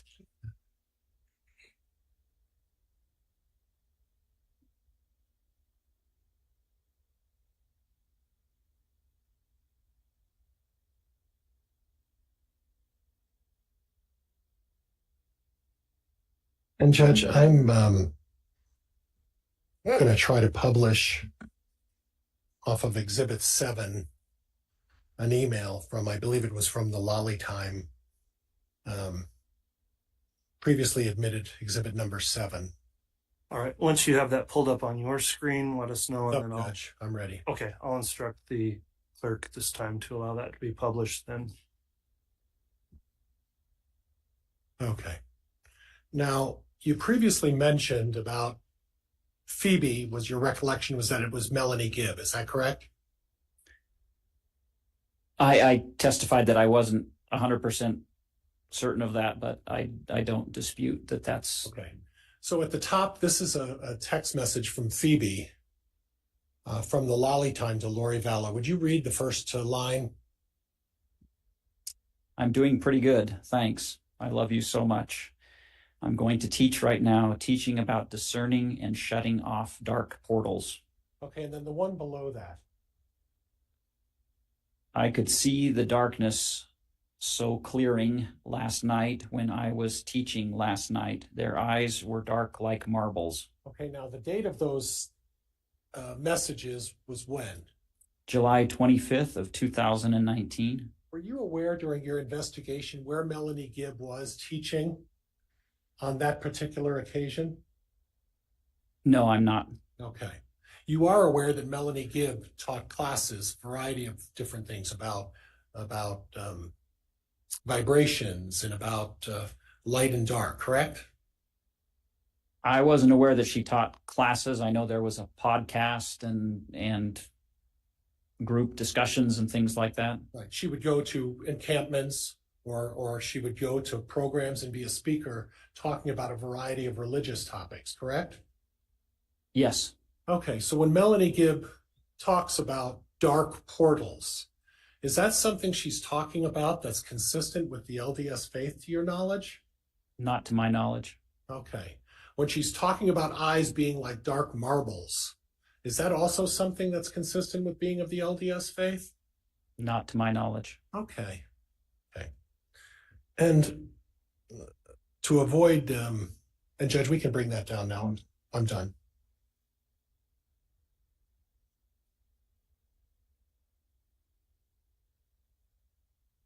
But during your research, there were other individuals that talked about putting numeric numbers on people with dark and light, right?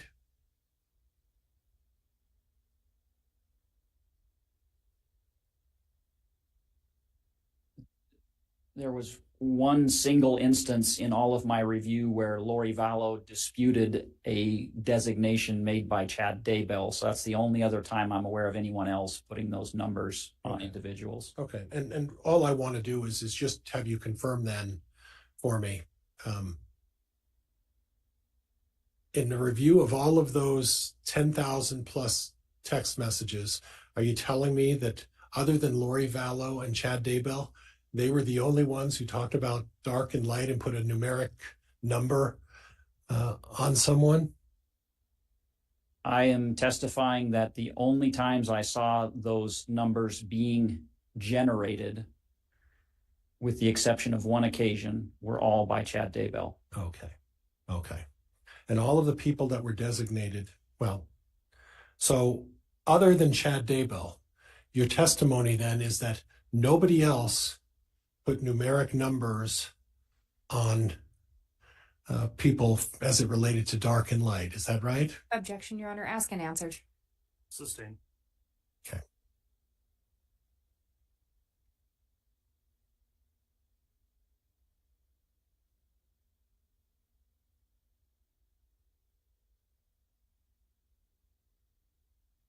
You brought up a subject about the process of sealing. Remember that in the very beginning of your testimony?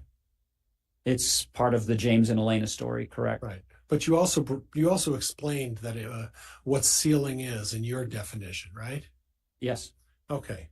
Now, I understood sealing to be part of a marriage process when two couples of the LDS faith go into a temple and they perform a private ceremony. Is that what you understand it to be as well? Yes, when two people go to get married, correct. Right. And that is a process in which, and I don't want to go into, we don't need to go into significant detail about this, but it's a religious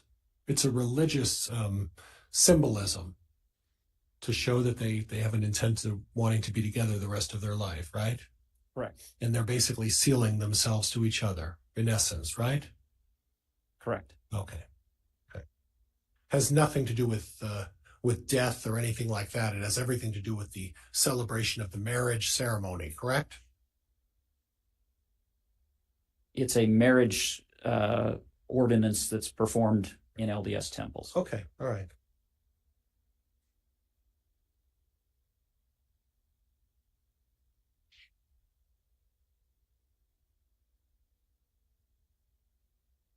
Okay. And Judge, I'm going to stop there.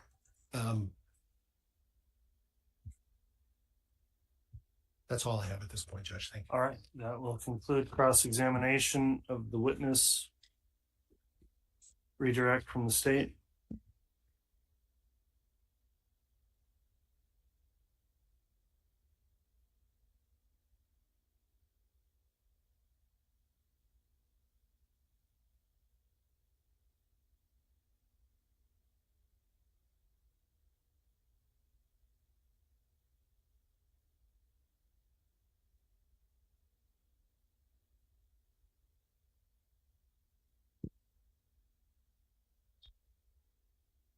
Agent Hart, you were just asked about the ceiling reference in one of those messages. Do you recall testifying about that before?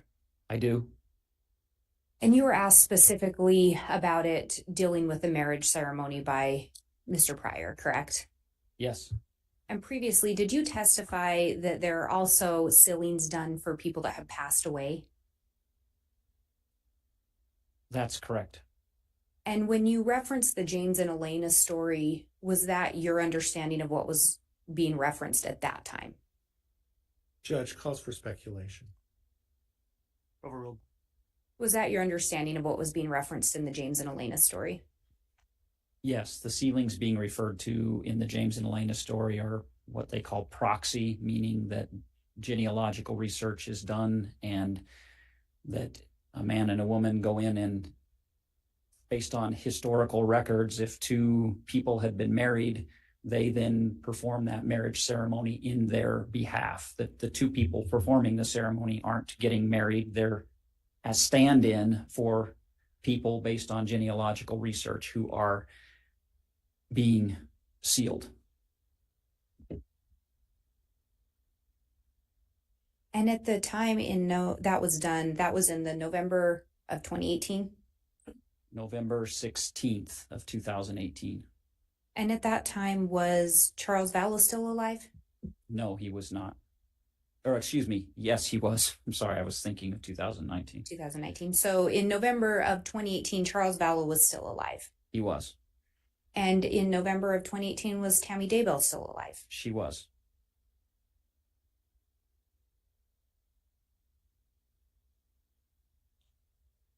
And is part of the idea behind the sealing that you would be married for eternity? Judge, leading question. Sustain. When we looked at those messages, if you recall, was the indication that Chad believed or was indicating he and Lori would be married eternally? That's precisely what was stated in Chad's writing.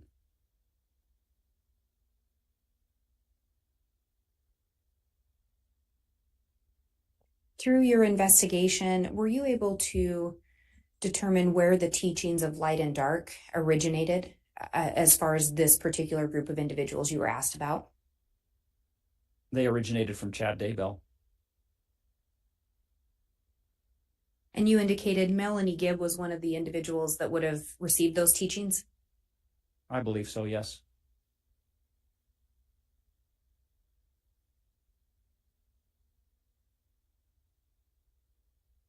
You were asked some questions about levels and light and dark, and specifically in reference to Allie Bloomer. Do you recall that?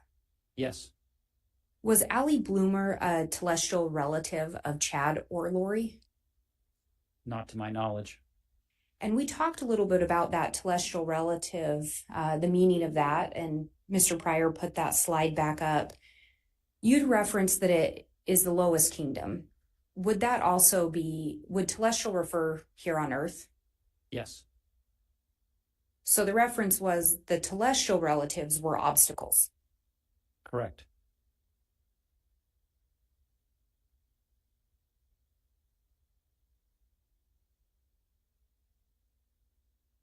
Through your investigation, did you learn if Charles was ever deemed dark? Charles Vallow? Charles Vallow. He was. Did you ever learn whether Tylee Ryan was deemed dark? She was. Did you ever learn whether JJ Vallow was deemed dark? He was deemed to have turned into a zombie, which Judge, unresponsive. Overruled. is parallel to being dark, being inhibited by a dark entity. And what about Tammy Daybell? Did you ever learn whether she was deemed dark? Again, she was deemed to have been inhibited by a dark entity.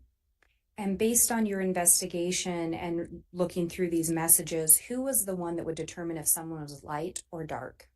Chad Daybell.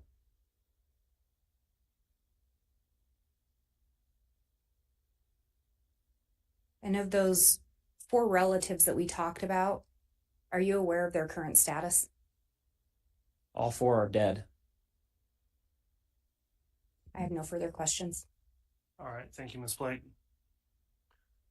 I don't think we got outside the scope of cross there or direct, so won't permit recross for this witness. That will conclude the testimony of Agent Hart. Is he going to be recalled potentially by either side? He is going to be recalled by the state, Your Honor. And he's going to be called by the defense as well, Judge. All right, Agent Hart, going forward, then you're still under the court's exclusionary order, which disallows you from watching this trial or discussing your testimony or anybody else's testimony before you return to testify. I'll question you about that when you retake the stand in the future. So please abide by that exclusionary order. And with that, you may go ahead and step down, and thank you for your time. Thank you, Judge. You're welcome. Yes, I'll have the bailiff retrieve that exhibit, please.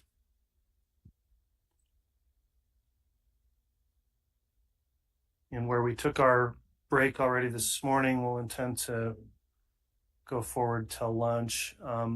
Does the state have another witness to call at this time? Yes, Your Honor. The state would call Sydney Woodbury Shank.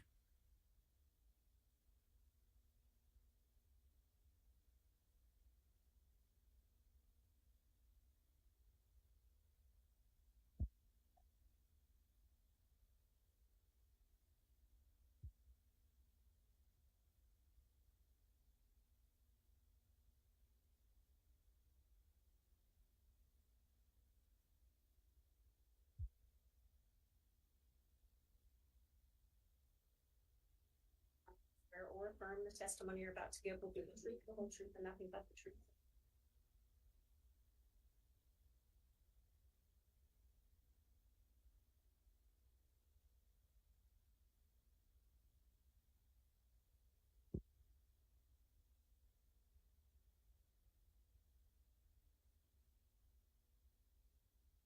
All right, the court will note the witness has been placed under oath at this time, so I am going to inquire. This case has been live streamed and available for view by the public in general or anyone interested. So, Ms. Woodbury Shank, have you watched this trial or observed any of the trial testimony since the trial began? No. Okay. Have you discussed with anyone else your testimony, anyone that has testified in this case? No. All right. Thank you for your responses then, Mr. Wood. If you'd like to inquire on direct, you may. Thank you. Good afternoon. Could you state your name and spell your last name for the record? Yeah, it's Sydney Shank, Schenk. Ms. Shank, what state do you currently reside in? I currently reside in Arizona. Did you, have you ever lived in Rexburg, Idaho? Yes, in 2019, I lived in Rexburg, Idaho. What were you doing there? I was attending college at Brigham Young University, Idaho. Were you working at the time? I was not.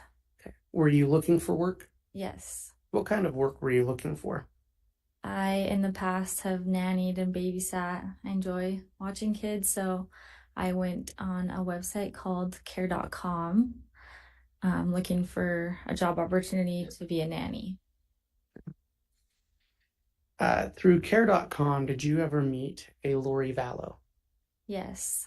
So I posted a job listing that I wanted to nanny, and she replied to my listing, and we got in contact on the website, and then later messaged through text and set up a time for me to come meet her and her son JJ. Where did you meet her? I met them at her townhome in Rexburg. And do you remember approximately when you met her? Yeah, it was September 18th.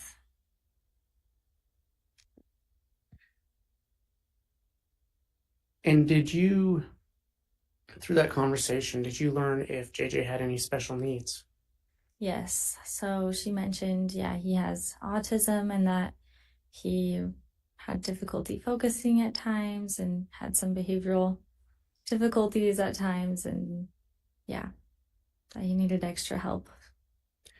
When you met with her, did she say anything about her husband?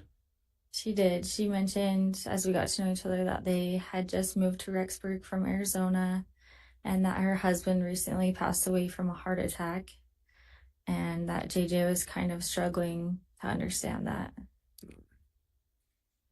Did she tell you anything else about JJ?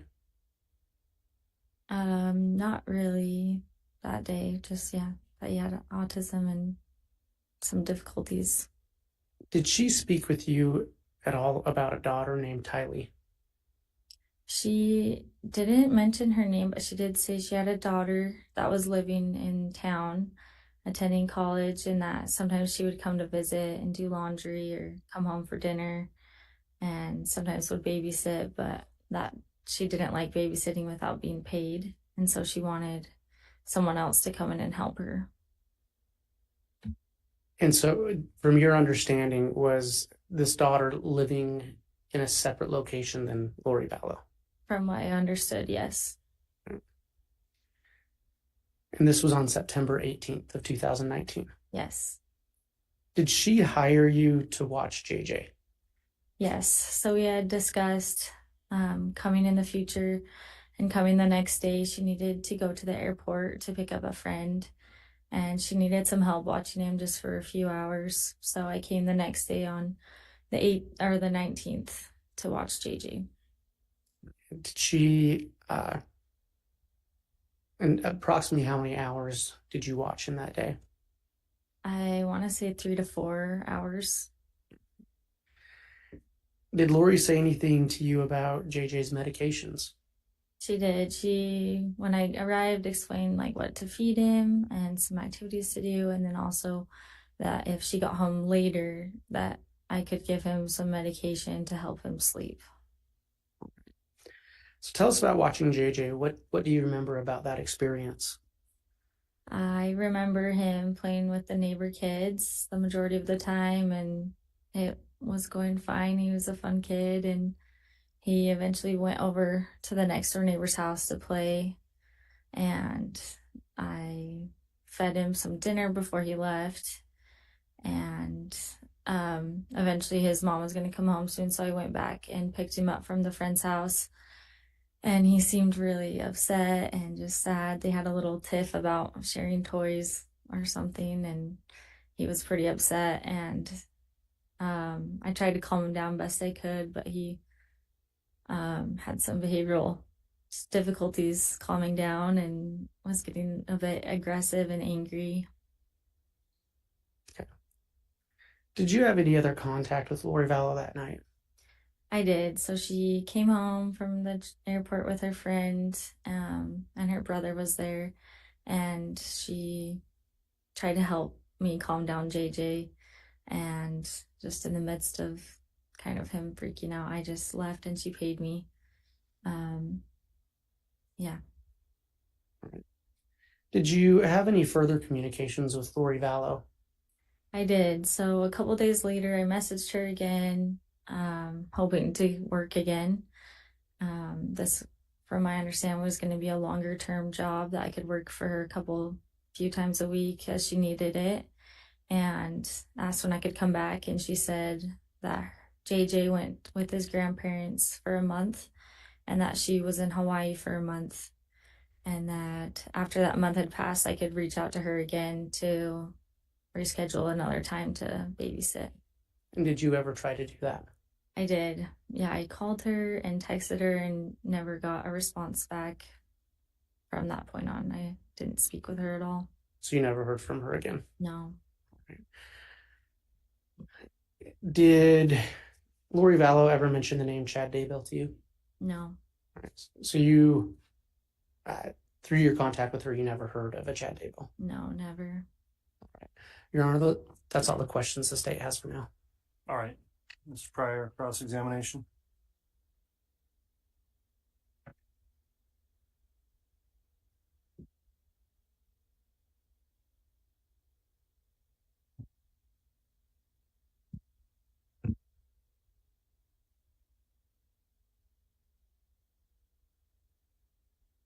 It's still morning. Good morning. Morning.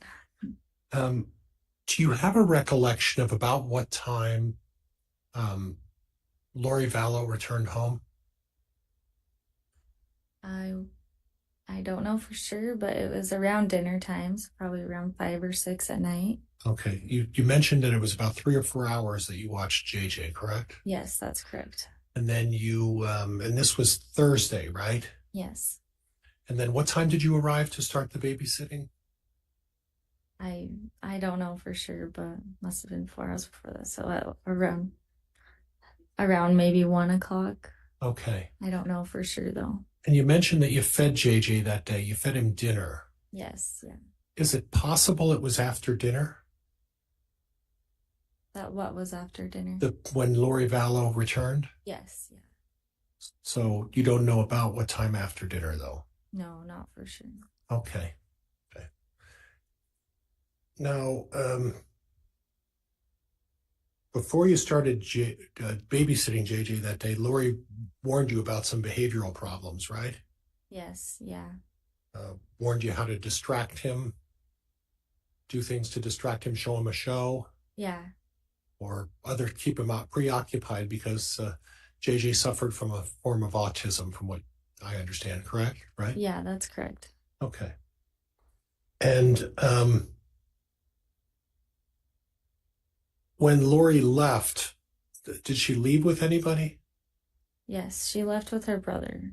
Do you remember what his name was? I believe it was Alex. Okay. And do you know about what time they left?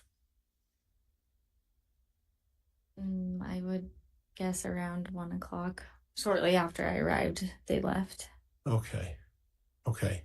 And they were going to pick up a friend on Thursday that day, correct? Correct. And do you know the name of that friend that they were going to pick up Thursday afternoon? I did not. Did you happen to see her when she arrived? Yes. Can you describe what color her hair was? It was a long time ago. Okay. But from what I remember, I want to say blonde. Okay. But honestly, I don't remember for sure. And a slender lady. Yeah. Did anybody mention the name Melanie by any chance? I can't say for sure. I don't remember. At some point later, did you find out who that other friend was? No. Okay.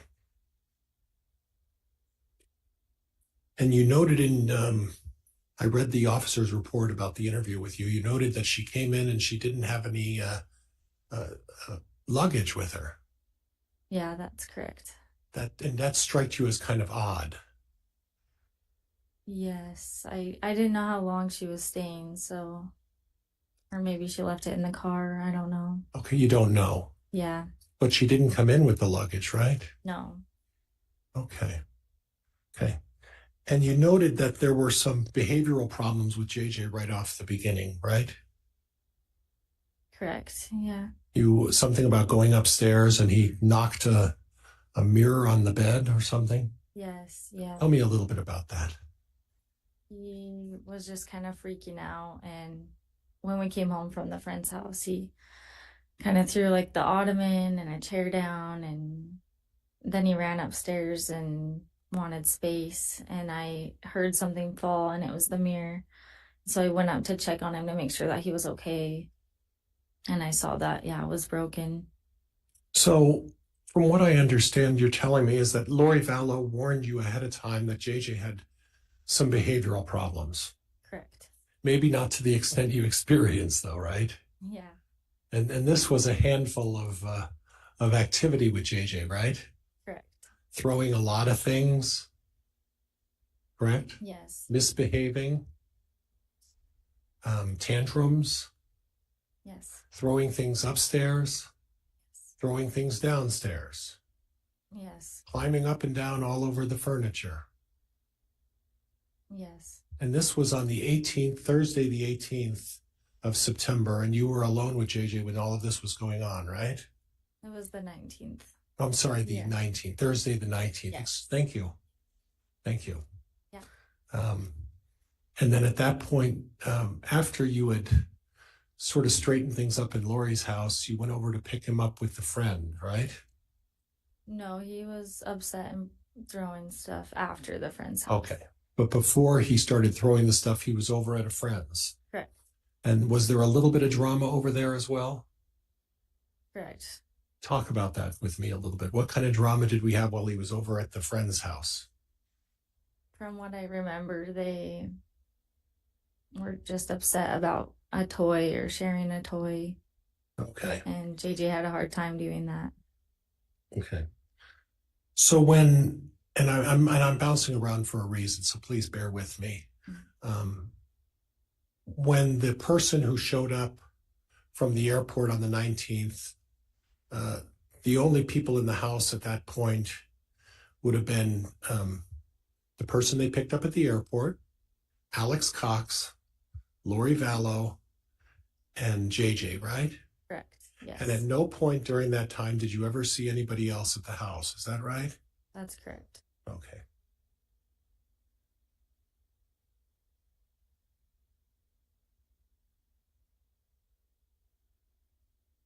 You never heard anybody mention the name Chad Daybell, did you? No.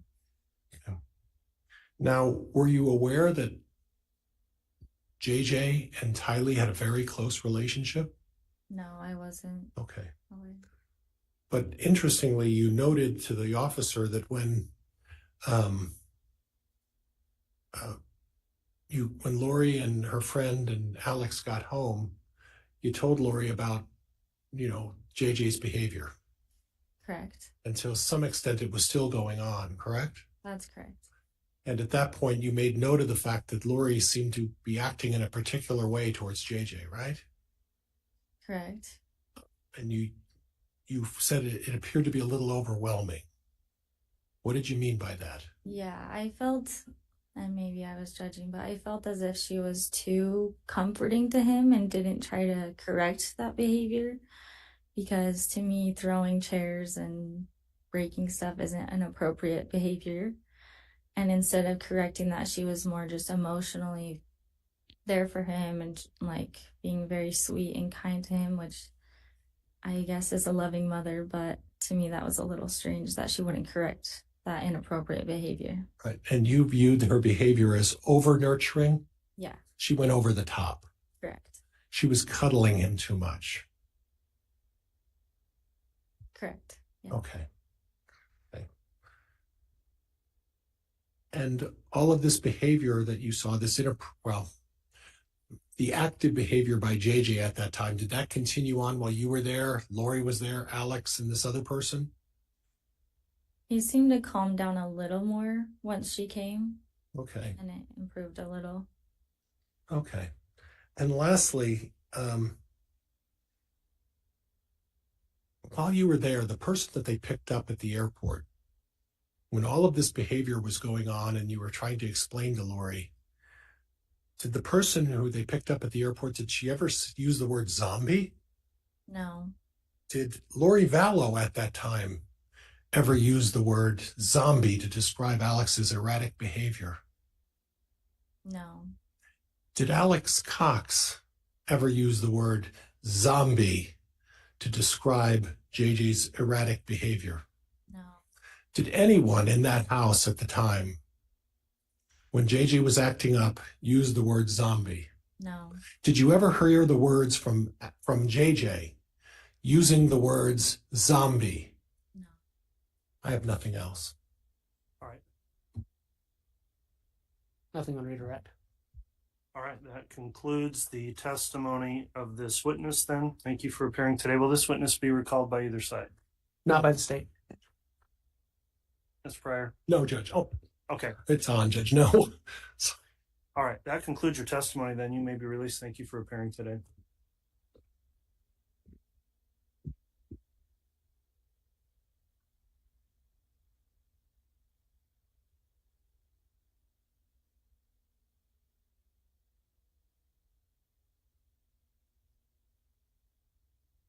All right, state have another witness lined up to call before we start lunch. Yes, Your Honor, the state would call Dr. Josh Wilson. Okay.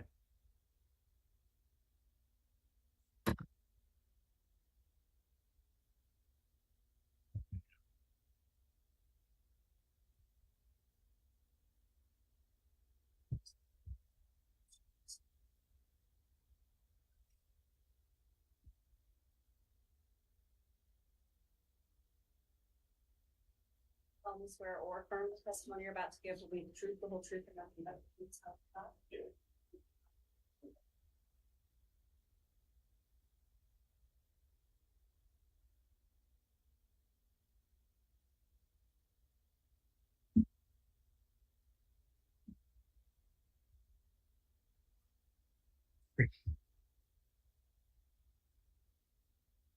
All right, now that the witness has been sworn and taken the stand, I am going to inquire about the court's exclusionary order. This case is being live streamed on the court's channel, and I want to inquire, have you observed any of this trial testimony before you took the stand today? No, Judge.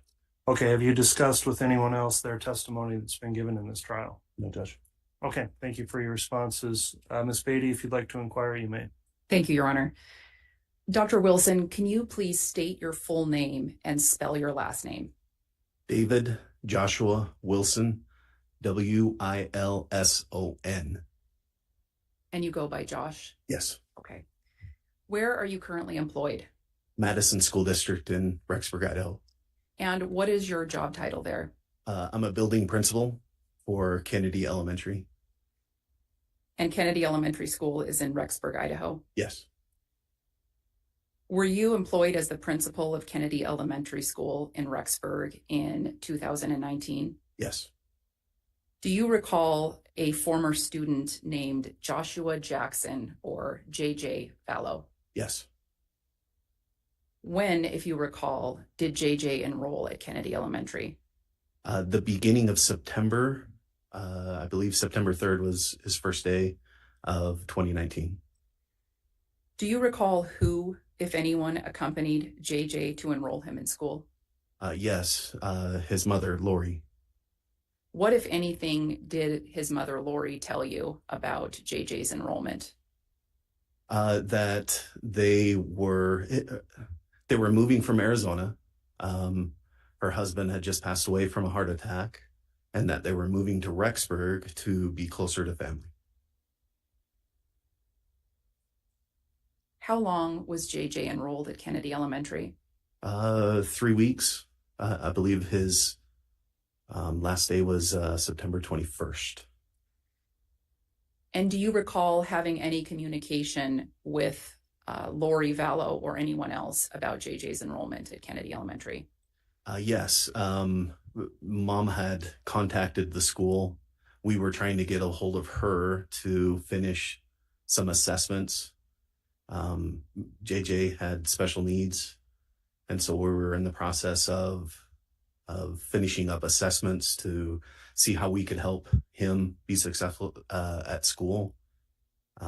We were trying to get a hold of Mom to finish that up, and Mom had informed us that they were moving, or that JJ would be moving to Louisiana.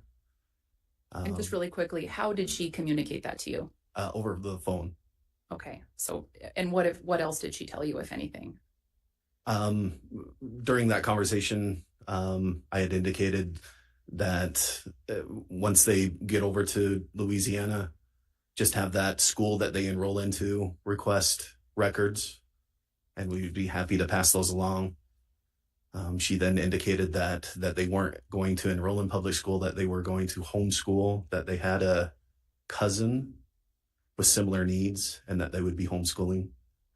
And then I informed her that we would house JJ's records there at Kennedy, and whenever they chose to enroll in public school again, whether it be back in Rexburg or somewhere else, that's where the records would be. And at any time after that conversation, did you receive any requests for JJ Vallow's records? No. Okay. And Your Honor, if I may have just a moment. Yes.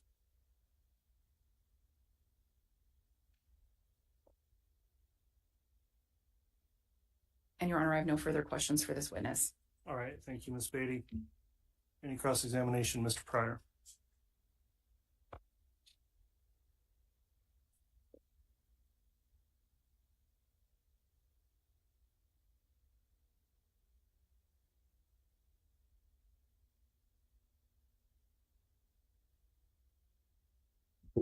Refer you as principal, or how can I refer to you? Sure. Principal. Principal? Yep. Okay.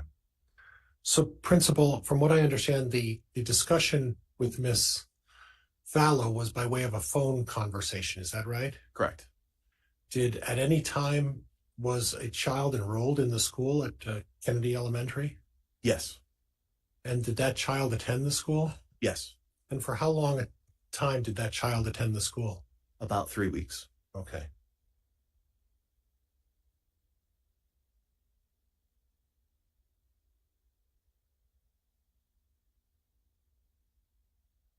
And during that initial phone conversation with Miss Vallow, did the name Chad Daybell ever come up? No. Did you ever see Chad Daybell at the school picking JJ up? No. Did you ever have any mention of any kind whatsoever in the 3 weeks that JJ Vallow was at your school of the name Chad Daybell? No. I have nothing else. Thank you, Judge. All right. Any redirect? No, thank you, Your Honor. Okay.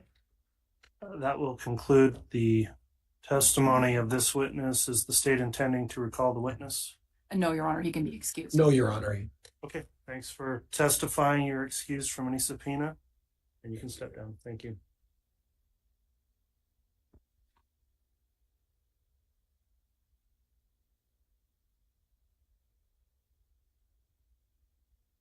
They have another witness lined up. Yes, Your Honor, the state would call Wynn Hill. Thank you.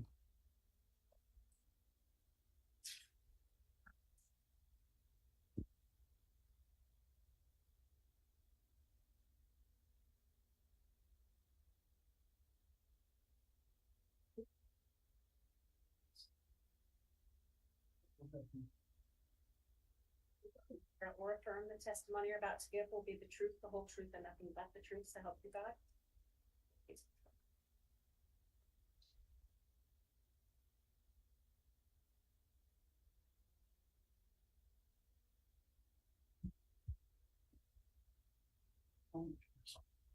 Thank you. All right, Mr. Hill, now that you've been placed under oath, let me just ask you a few questions before you testify. Because this case is being broadcast and available for public view, I want to ask if you have viewed or listened in on any of the testimony in the trial up to this point. I have not. Okay. Have you discussed with anyone else their testimony they provided? No. All right. Thank you. Ms. Beatty, you can inquire. Thank you, Your Honor. Sir, could you please state your full name and then spell your last name? Yeah. My name is Wynn Hill, Hill. And sir, where are you employed? Brigham Young University, Idaho. And where is that located? Rexburg, Idaho. How long have you been employed by Brigham Young University, Idaho? Yeah, I've been there 18 years. What is your current job title there? I'm a therapist in the counseling center. And prior to being a therapist in the counseling center, did you have a different job title? I did. I was the dean of students there. Yeah. Were you the dean of students in 2019 and early 2020? I was. And in February, well, let me back up a little bit. As dean of students, did you have access to a student file management system? Yeah, we do. Yeah, we have a student management system. Yes. Does that system allow you to look at it to determine who is currently enrolled? Yes. Does that system allow you to look at who may have been enrolled in the past? Yes. Does it allow you to look at who may have applied to the school and not necessarily enrolled? Yeah, anyone who starts an application, yes. Were you contacted by law enforcement in February of 2020 to do a records check on an individual named Tylee Ryan? I was, yes. Did you check that individual in the student file management system? I did, yeah. They asked me to check the name Tylee Ryan, Tylee Vallows, and Tylee Cox, date of birth 9/24/02, and I did check that, yes. Were you able to determine if this individual was a current student? Yes, they weren't. In fact, we had no record of any of those names. Did you have any record that this individual had ever even applied to No. BYU, Idaho? Nothing. Okay. If I may have just a moment, Your Honor. Yes.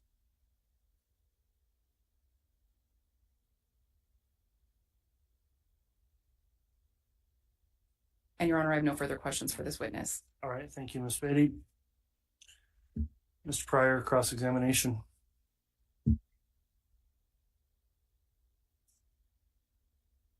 No notebook, so it's going to be short.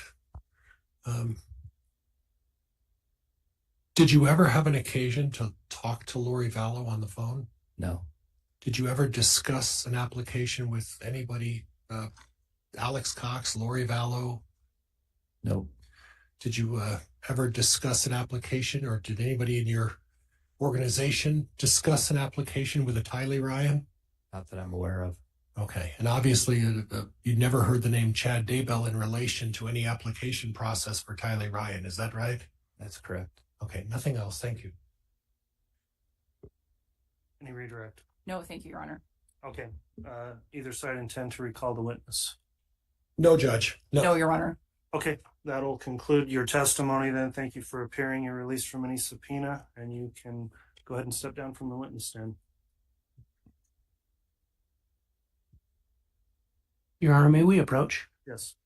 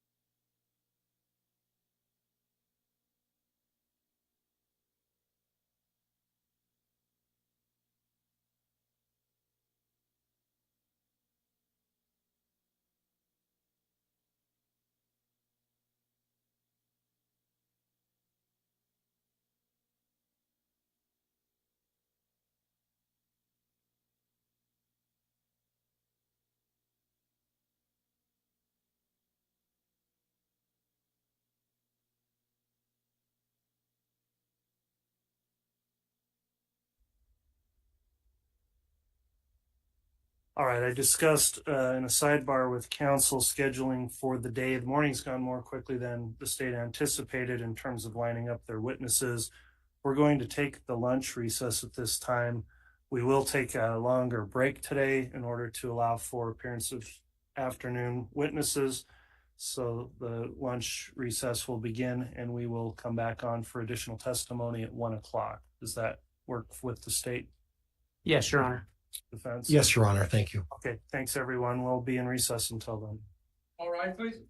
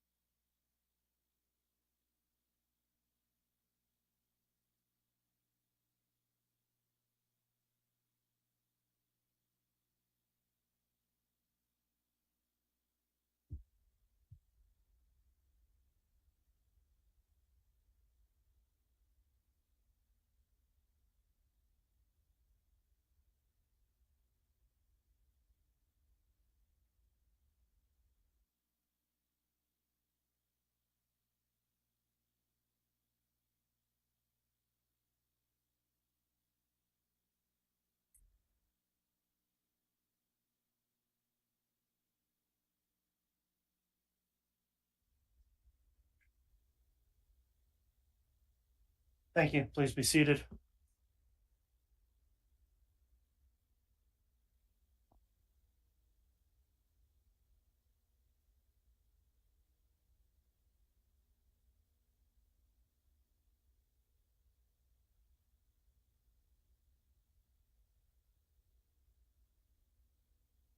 All right, we're at the conclusion of lunch. Here's the state ready to have the jurors brought back.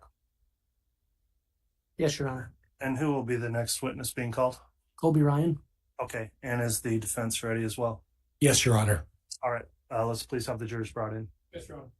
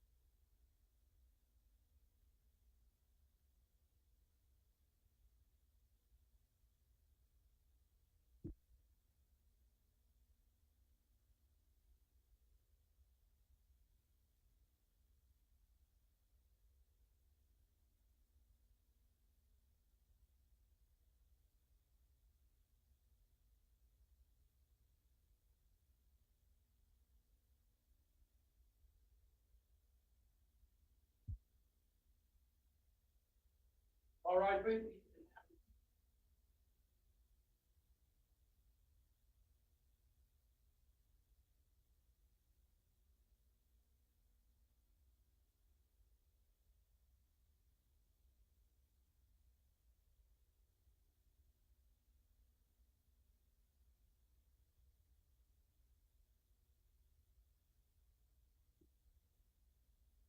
Please all present account for Your Honor. Thank you, Mr. Bailiff. Please be seated.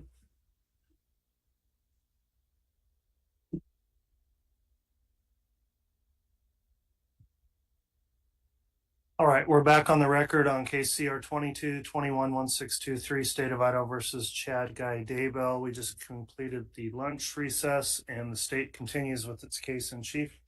The state may call its next witness. The state calls Colby Ryan.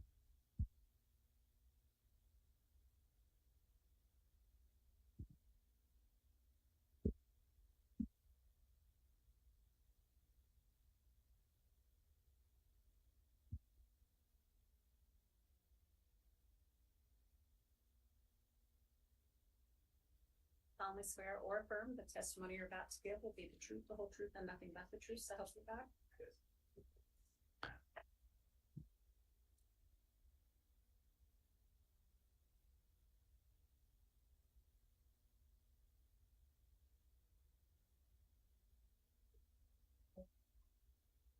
Thank you. All right, now that the witness has been sworn, I'll just inquire, Mr. Ryan, these trial proceedings have been streamed live on the court's YouTube channel and open for public access. Have you reviewed or watched any of this testimony that's taken place? No. Oh, and actually, I was just going to note, Your Honor, Mr. Ryan is not subject to the exclusionary warrant. I appreciate you pointing that out, Mr. Wood. That's correct. So, as a statutorily definite with the definition here, he would not be subject to that. So, disregard my inquiry. Mr. Wood, you can go ahead and proceed. And before I do, Your Honor, may I be handed States Exhibits 6 and 4? Yes.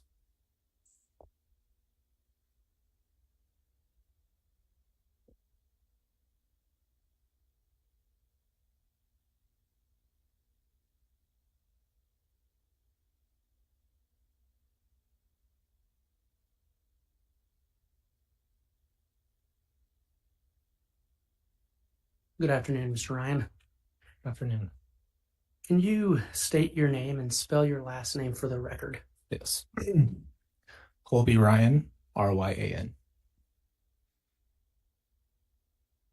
Mr. Ryan, who is your mother? Lori Vallow. How many siblings do you have? 4. Okay. Can you tell us their names? Cole, Zach, Tylee, and JJ. And Cole and Zach, what is your specific relationship or relation to them? They're my stepbrothers. Who was their father? Charles Vallow. Your Honor, may I publish? Yes, that's an admitted exhibit, correct? Yes, this is State's Exhibit 6. Okay, yes, you may.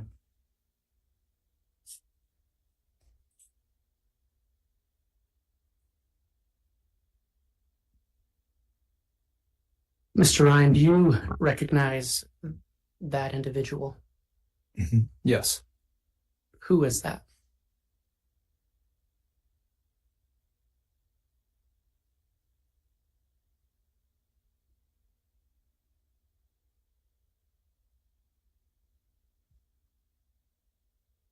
That's my sister, Tylee.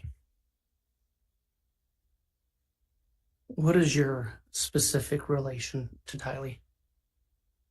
She's my half sister on my mom's side. So you share a mother. Mhm.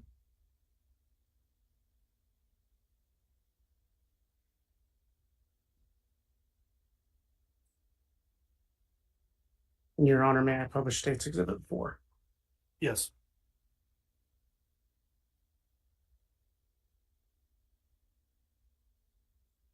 Mr. Ryan, do you recognize that individual? Yes. And if you need a drink of water, I don't know if there's tissues up there. Yeah, I'm good. Who is that? That is my brother, JJ. And what is your specific relation to JJ? He is my adopted brother.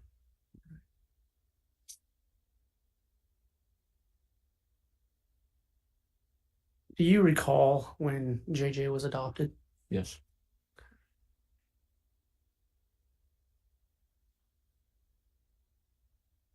Do you know who Charles Vallow was? Yes.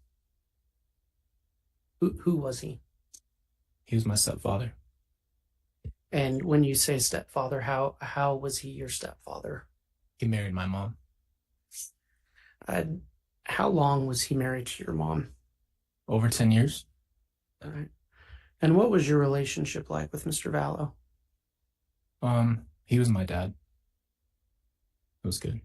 So, is it fair to say you were close with him? Yeah. Okay. Do you recall when Mr. Vallow passed away? Yes. Or Charles Vallow? If I say Charles, we understand who we're talking about, right? Yes. Do you recall when he passed away? Yes. When was that? July 11th, 2019. How did you hear about him passing away? My mom called me and told me that he had a heart attack. And do you remember about what time of day that was? Between like 1 and 3 o'clock, something in the afternoon. In the afternoon? Mm-hmm. Did you have any reason to not believe her that that's how he passed away? No. Did you have any occasion to go over and to your mother's house that day? Yes. And where was that house located?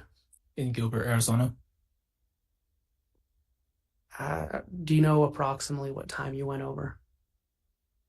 And I got off at work at 7, so around 7:30, 7:45. What happened? What was the first thing you saw when you got there? Tylee opened the door and hugged me, and she was crying. And then I saw my Uncle Alex sitting on the couch with a bandage around his head. And then I saw my mom in the backyard, and that was it. Did you go into the house? Yes. Did you see your brother JJ there? No.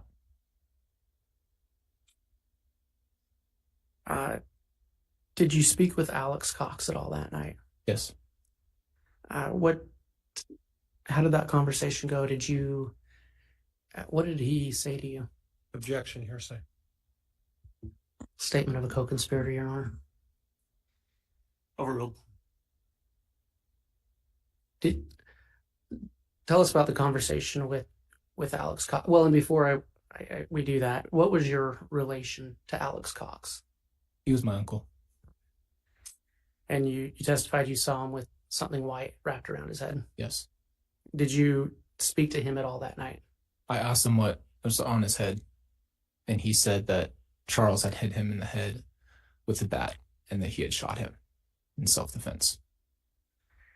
And is that how you learned how your stepdad died? Yes. Did he tell you anything else about that altercation? No.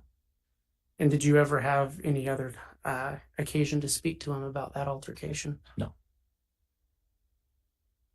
You said you saw your mother that night. And what was her demeanor? Calm. Unrattled. What did you think of that? I thought it was crazy. So I was freaking out, and she seemed to not care. And did you speak to your mother that night about how Charles had actually died? Yes. How did that conversation go? She told me there was a fight and ran through it very quickly. And it was just in shock. I can't remember exactly what she said, but she just basically gave me a very quick version of the story. Did she tell you why she had lied to you earlier? No. Do you remember if you asked her? I don't remember.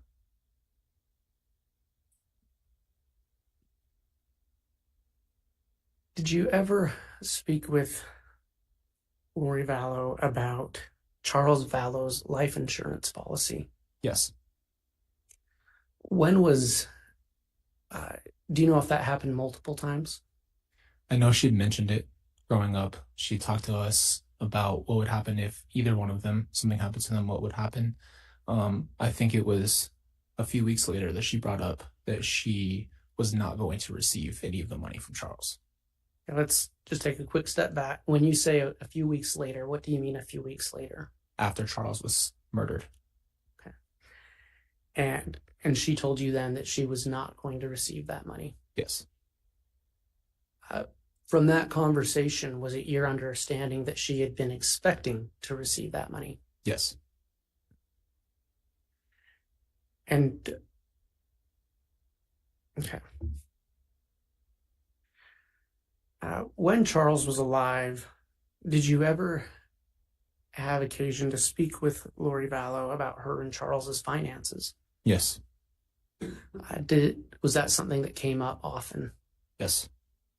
About how often, to the best of your recollection? I would say maybe monthly, maybe once a month. And what was the general nature of those conversations? From what I understood, Charles would work and then receive a bigger amount of money, and then it would kind of run out, and then they'd make another bigger amount, and then it would run out. So it's kind of the nature of the conversation would be that they were running low on money, something to that degree. Okay. And was that a common theme then? Mm-hmm. And just to be clear, the common theme that they were running out of money? Yes.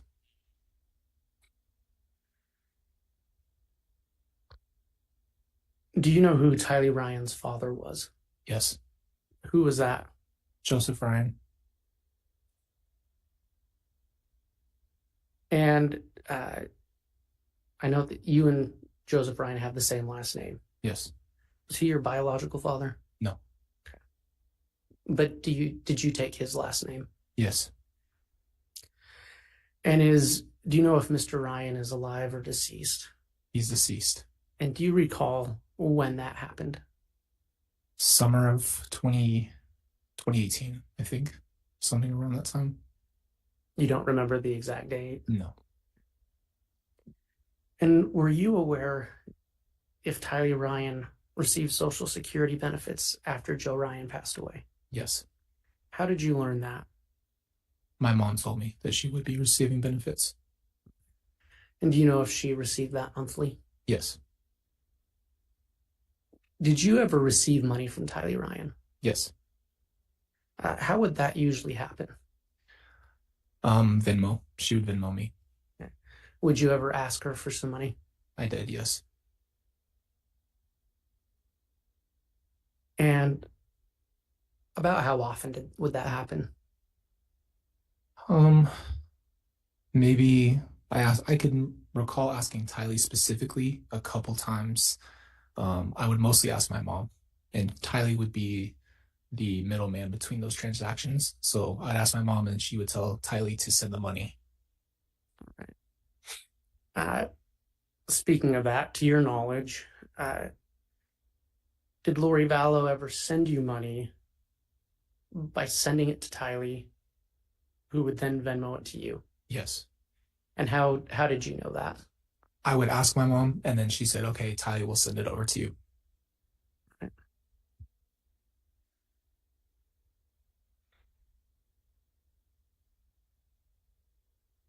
Do you recall the last time you saw Tylee Ryan? Yes. When was that? It's August 30th. And where was that? It was outside of my work in the parking lot. Is that in Arizona? It was in Mesa, Arizona, outside of a gym. And what was the nature of that visit? My mom was very vague and said that they were leaving. She brought Tylee and JJ, and Tylee was crying and didn't say anything really. And I hugged JJ, and my mom said that they'd be back in a few weeks to visit. Did she tell you where she was going? No. Do you recall if you asked? I did ask initially. But she wouldn't tell you? No.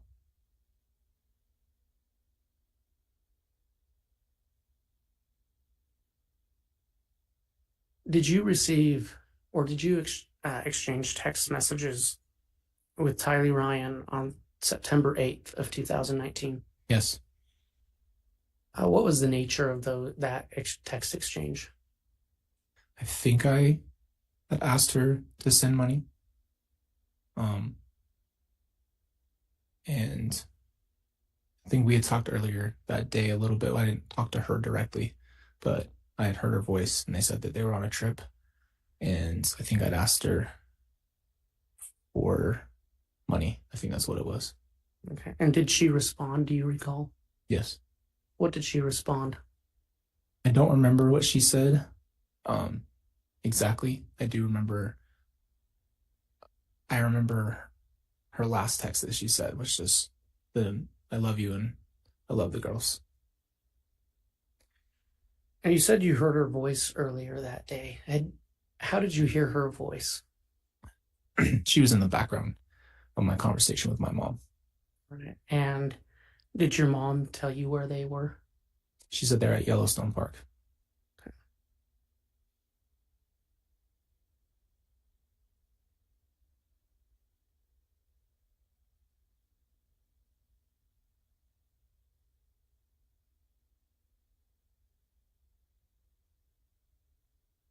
Did you ever have a conversation with Lori Vallow after Charles's death about Tylee's Social Security money?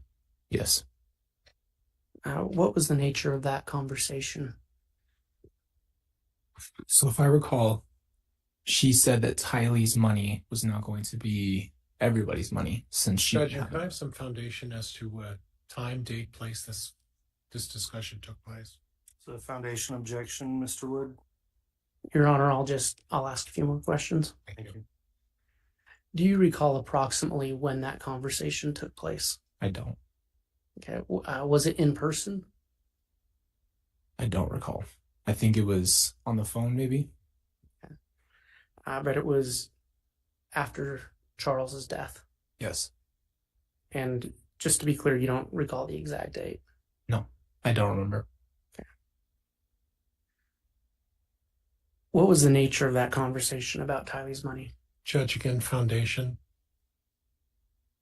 Overruled. You can answer the question. Yeah. The initial question I had is, how are you going to take care of Tylee and JJ now?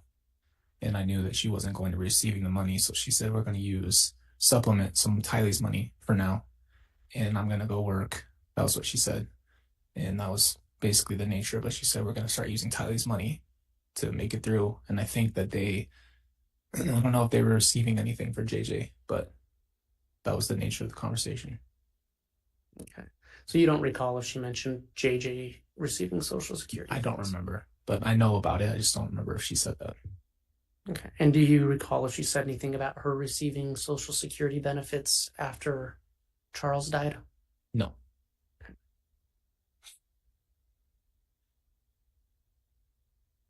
The last time you saw Tylee, was that also the last time you saw JJ? And I think you said that was September or August 30th of 2019. Yes.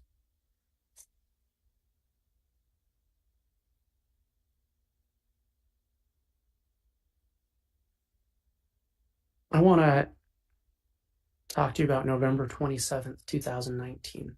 Okay. Were you contacted by the Gilbert police on November 27th of 2019? Yes. What was the purpose of that contact? They came to our door looking for Tylee and I think JJ as well. I specifically remember them asking about Tylee first. Yeah. And what did you tell them? I said I didn't know where they were. Do you recall if you told them about the last time you had seen them? I think so. I think so. At that time, had you been concerned about Tylee? Yes. Why is that? Our conversations were not normal. The way her dialect in her text, the way she spoke wasn't matching up. And I had texted her for her birthday and just things of that nature. Just wasn't getting calls, wasn't getting any contact in a normal way, and was always avoided. So I thought maybe she was upset with me, but I just didn't want to pressure her because I know she'd been through a lot. And so you mentioned text messages. Was there a change in those messages? Yes. How so? Just little things like if you capitalize the letter I in periods and emojis, just things like that. Things just didn't sound right, and it just felt off when I was receiving those texts. Do you recall the last time you spoke with her on the phone? The last time I directly spoke with Tylee was on the 30th with JJ on FaceTime. So the same day that I saw them. So you FaceTimed with them later that day? Yes. And then you never spoke with her again on the phone?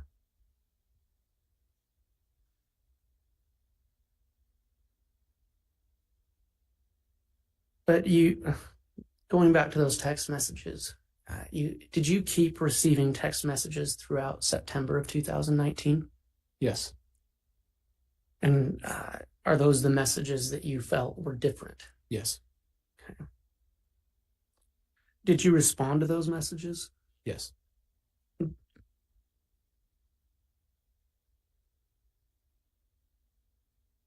After the beginning of September, did you continue to receive money from Tylee's Venmo? I think so. Do you recall how often? I think maybe a couple more times. So maybe 2 or 3. And did you receive any more money from Lori Vallow? Yes. And how would she send that? So she started sending money after I had not heard from her since that day. She started sending money on Cash App, I think. She made a separate account and just tried to send money, and it kept denying it because it was a new account. I think it was all through Cash App at that point, at just random times. Okay. And was it in response to you asking for money, or was it just sent? Do you recall? It was just sent. Yeah.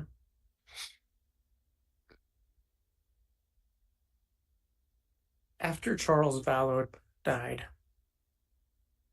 did you ever speak with your mom about her getting married again? Yes. And do you remember when that conversation was? Maybe a few weeks after. After he passed away? After he was gone, yes. What did she tell you about that? It wasn't really a conversation. She just said a one-off thing like, I'll be married again soon. And I disregarded her and told her that I think that's crazy, or maybe she's talking about in the next life. It wasn't a real conversation. It was just a comment she made, and I completely dismissed what she said. So she didn't give you any details about who she was marrying? No. When she was getting married? No. Other than soon? Just soon, yeah. Okay. Did your mom ever mention the name Chad Daybell to you? I don't think so. No. I know she was becoming spiritual, if you want to call it that, for a long time, but she doesn't. I only knew Melanie. I didn't know anybody else that she was spending a ton of time with. And when you say Melanie, which Melanie? Melanie Gibb. Okay. Yes. Did you contact your mother after November 27th when you were contacted by the Gilbert police? I immediately contacted her after they left. And what did you say to her? I asked her what is going on. Why are the cops asking me where Tylee and JJ are? And she said, I think she asked me, like, what did they ask? And I said, they asked for Tylee and JJ. And I said, what's going on? And she just proceeded to say, I'll take care of it. Don't worry about anything. And then she's like, that's it. Like, I got it. At that point, did you know where your mother was? No. So she had never told you where she was? No. We speculated based off of the Yellowstone thing, but I didn't have an idea where she actually was. And you didn't know she was in Rexburg, Idaho? No. And she never told you that? No. Did you try to contact your mother on Thanksgiving? Yes. Did she respond to you? No.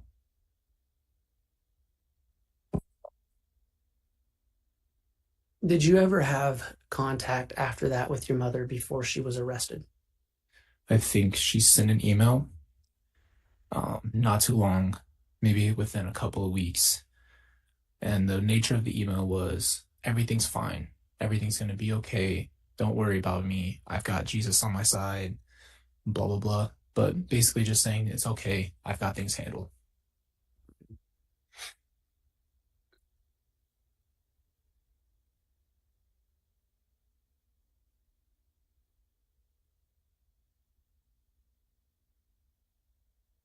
Your Honor, I have no further questions at this time. All right, thank you, Mr. Wood. Cross-examination, Mr. Pryor.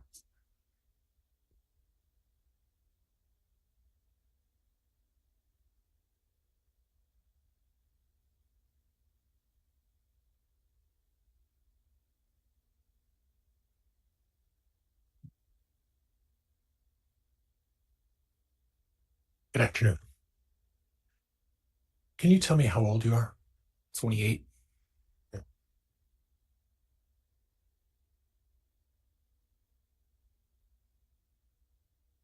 You mentioned a number of times that you were receiving money from Tylee and Lori. Is that right? Mm-hmm. And 2018, 2019. Yes. Sound about right? Yeah. 4, 5, 6 years ago. Yeah. Financially, is there a reason why they were sending you money? We were just a young family and I just needed help and I was asking my mom for help. You were a young family with children of your own? Yes. Okay, and just difficulty supporting yourself? Yeah. So your sister Tylee was helping out? Sometimes, yeah. And that was consistent with her character, wasn't it? Absolutely. Very caring person. Very. Very kind person. Yep. She was, in many ways, more of a mother figure to JJ than Lori was. Would you agree with that? I think she was his big sister. Right. Very caring of JJ. Very, very protective of JJ. Would you agree with that? She loved him. Yeah. And she understood him better than almost anybody, correct? Sure. He had tremendous challenges as a young autistic, 7-year-old autistic child, right? Mm-hmm. And of all your siblings, you would probably say that Tylee was probably the kindest, the gentlest, and the most understanding of JJ. Would that be fair? Sure. Yeah. Good. Now,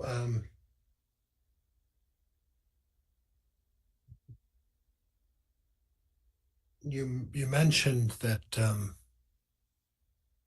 Lori called you to let you know that Charles had died. Yes. She didn't tell you that Alex gunned her down in the house, right? No. She lied to you. Yes. Said it was a heart attack. Yes. So you're Lori's son, natural son, right? Yes. So Lori Vallow lied to her son the first time, saying that Charles died of a heart attack, correct? Yeah, there's a lot of lying in a lot of places. Right. And Lori lied a lot to you, right? Other people too were. Yeah. But Lori lied a lot to you. Yeah. And then you mentioned the name Melanie Gibb. Mm-hmm. Was Melanie Gibb in on this lying to you as well about covering things up? I didn't speak to Melanie Gibb. Okay. But Lori and Melanie were the best of friends, right? You could say that. Yeah. And Lori met Melanie because Melanie was teaching classes about religion and about various religious topics, and Lori gained an interest in that, and that's how that friendship started, correct? I'm not exactly sure. She was at our Christmas party one time, and then she was there as her friend, so I didn't know what their exact connection was. When was that Christmas party? 2018. Okay. And the two of them were together, and it was abundantly clear that the two of them were very, very close friends, right? Sure. Okay. At the time that your mother notified you, you were at work, is that right? Yes. So did you get that message while you were actually working, or was it over a break, or how did that transpire? So I was in the middle of my workday, and she called me, and then I went over there after work. And where were you working at that time? At Anytime Fitness. Okay. And so you took a break. Do you need to take a break? No, you're good. Okay. You took a break, and your mother called you or texted you and said there was a heart attack. Yes. No mention of self-defense. No. No mention that Alex shot Charles in self-defense, right? No. She was clearly lying to her son, right? Mm-hmm. Okay. Now, the fight that occurred between Charles and Alex, Tylee was there, and she was implicated in that, correct? Yes. And she was present for that fight and that entire altercation, from what you understand, correct? Objection. States facts, not in evidence. Overruled. Correct? From what I understand, yes. Okay. Now, you mentioned that your father isn't Joseph Ryan, correct? No. But are you aware that your mother in 2018 received a sizable life insurance policy from Joseph Ryan? I am now, yes. You are now, like right now? I mean, I heard that later on, yes. Oh, okay. Yeah. So you're aware that financially, Lori Vallow had a significant amount of money as of middle or late of 2018, correct? Yes. Okay. During this time that there was discussion with Charles about financing, was it Charles Vallow who was the primary financer of the family's expenses? Yes. Your mother chose not to work. She worked, I think, in the beginning, and then I think he just took over. I'm not sure. I was a child. Okay, so when there was financial issues, it was your mother putting this all on Charles to provide for the family. Is that fair? Yeah. Okay.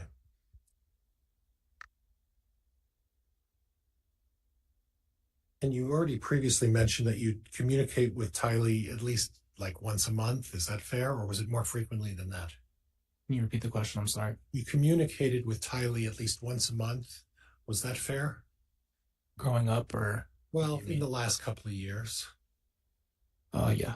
Okay, and the manner that you would communicate was by text message? Primarily. Okay. And how often would you communicate with JJ? I mean, it really depends. Tylee and I would see them more often, so I didn't have much time for them not being around. Okay. So before that, it wasn't once a month. It was a lot more frequent. They Right. lived in the same place and I would go see them. Okay.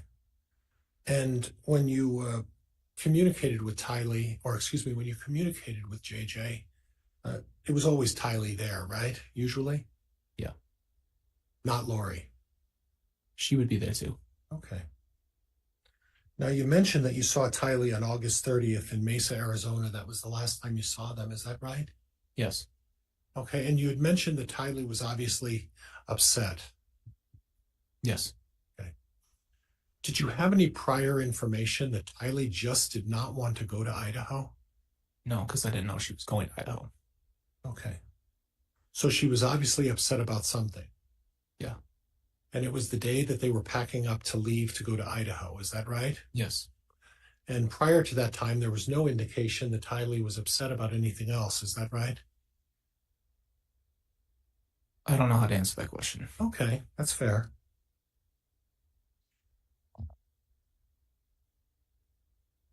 Do you remember that? And from August 30th, you then had a FaceTime call with both Tylee and JJ later that afternoon, later that evening. Mm-hmm. Do you know about what time that was?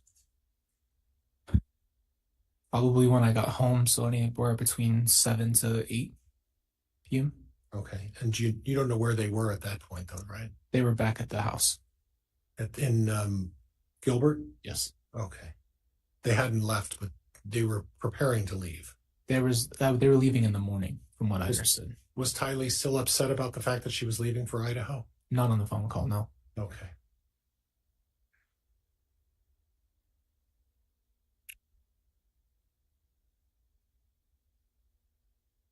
Now on the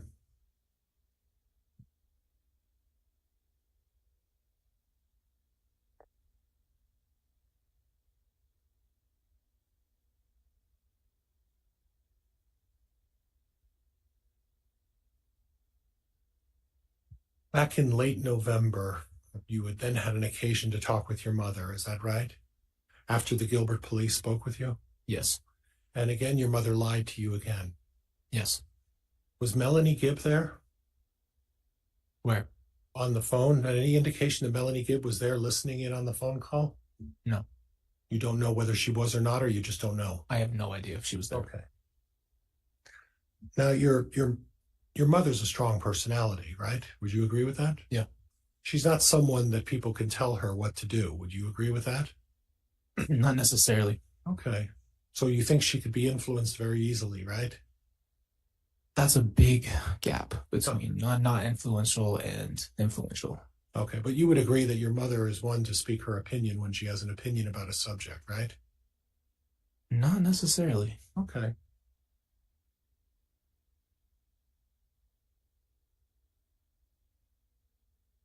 Did you have an occasion to ever interact or observe the way your mother talks to her friends, let's say Melanie Gibb, how she interacts with someone like Melanie Gibb? Yes. And that sort of interaction between them, your mother was a wallflower, or did she tend to speak her opinion when she spoke with her good friend Melanie Gibb? Can you define wildflower? Wallflower, someone very passive, who wouldn't argue, someone who would just accept the way things are. She did not like confrontation. Okay. She avoided it. So take that for what it is. I don't know. Okay, so if getting in a discussion with Melanie Gibb, she would avoid confrontation. Is that what you're telling me? Yes. Okay. Did she ever tell you in late November, after the police called you, that JJ and Tylee were with Melanie Gibb? No.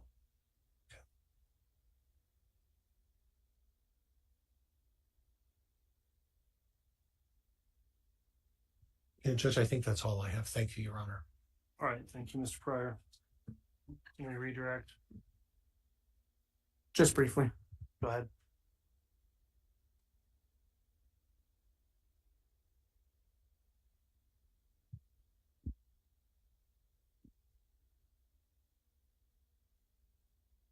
You were just asked about kind of your mother's personality. Mm-hmm.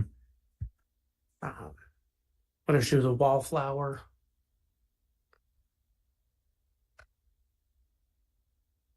And you said that you believed your mom had a strong personality. But that she, I'm going to object. I don't recall that testimony. Overruled.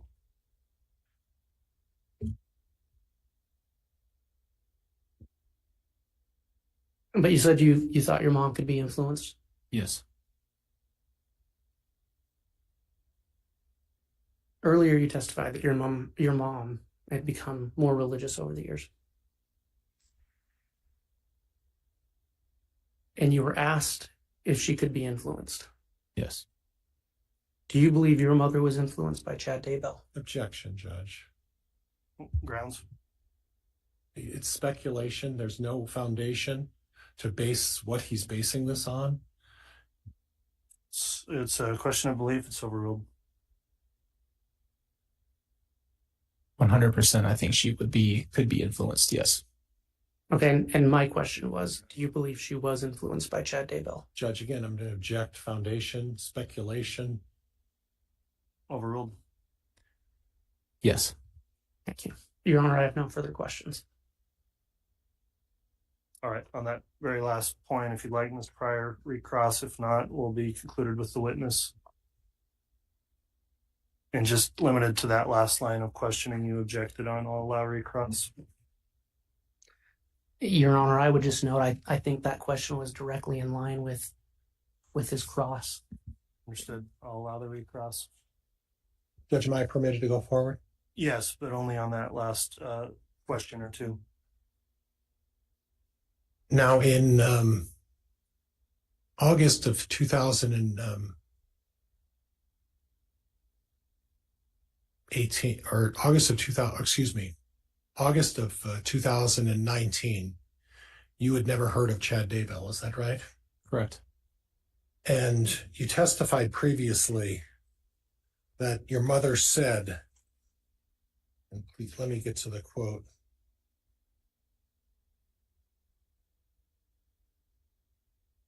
And it was a few weeks after Charles passed away, and Charles passed away in July of 2019, right?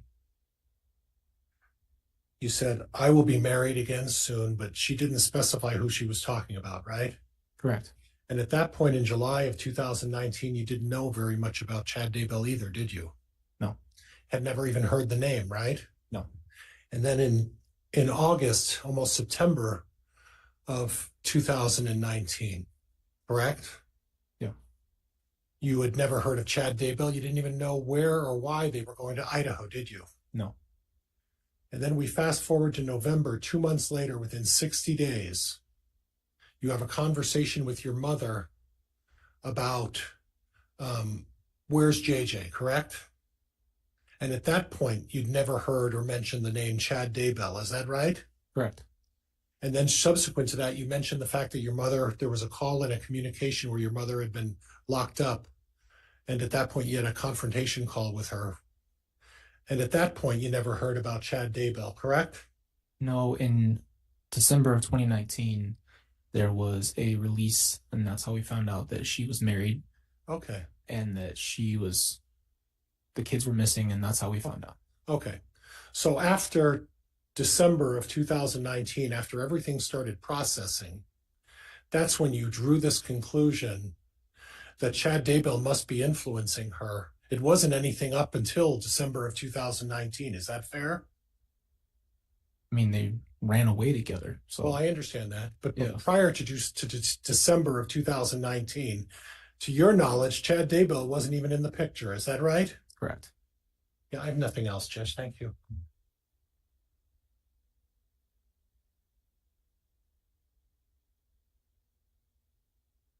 All right.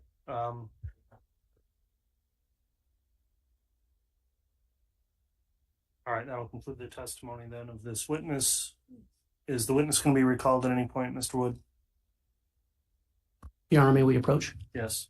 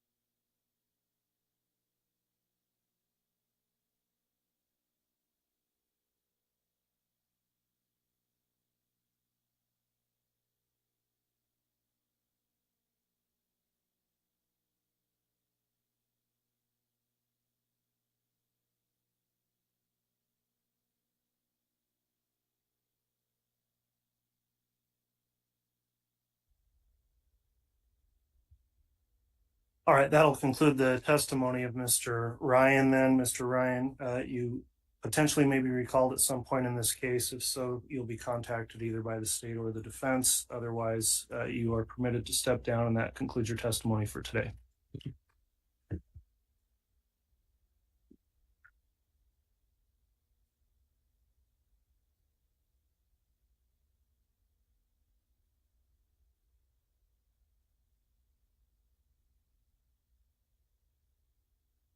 Any further witness to call this afternoon? Well, I should say we've still got time. So who will the state be calling next, assuming we've got one?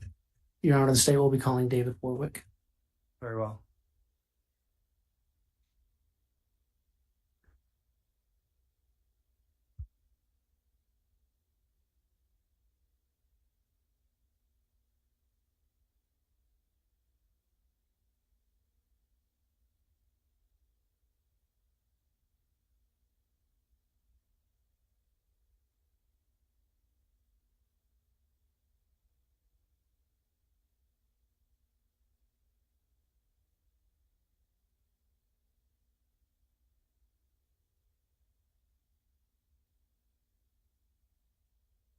I swear or affirm the testimony you're about to give will be the truth, the whole truth, and nothing but the truth, so help you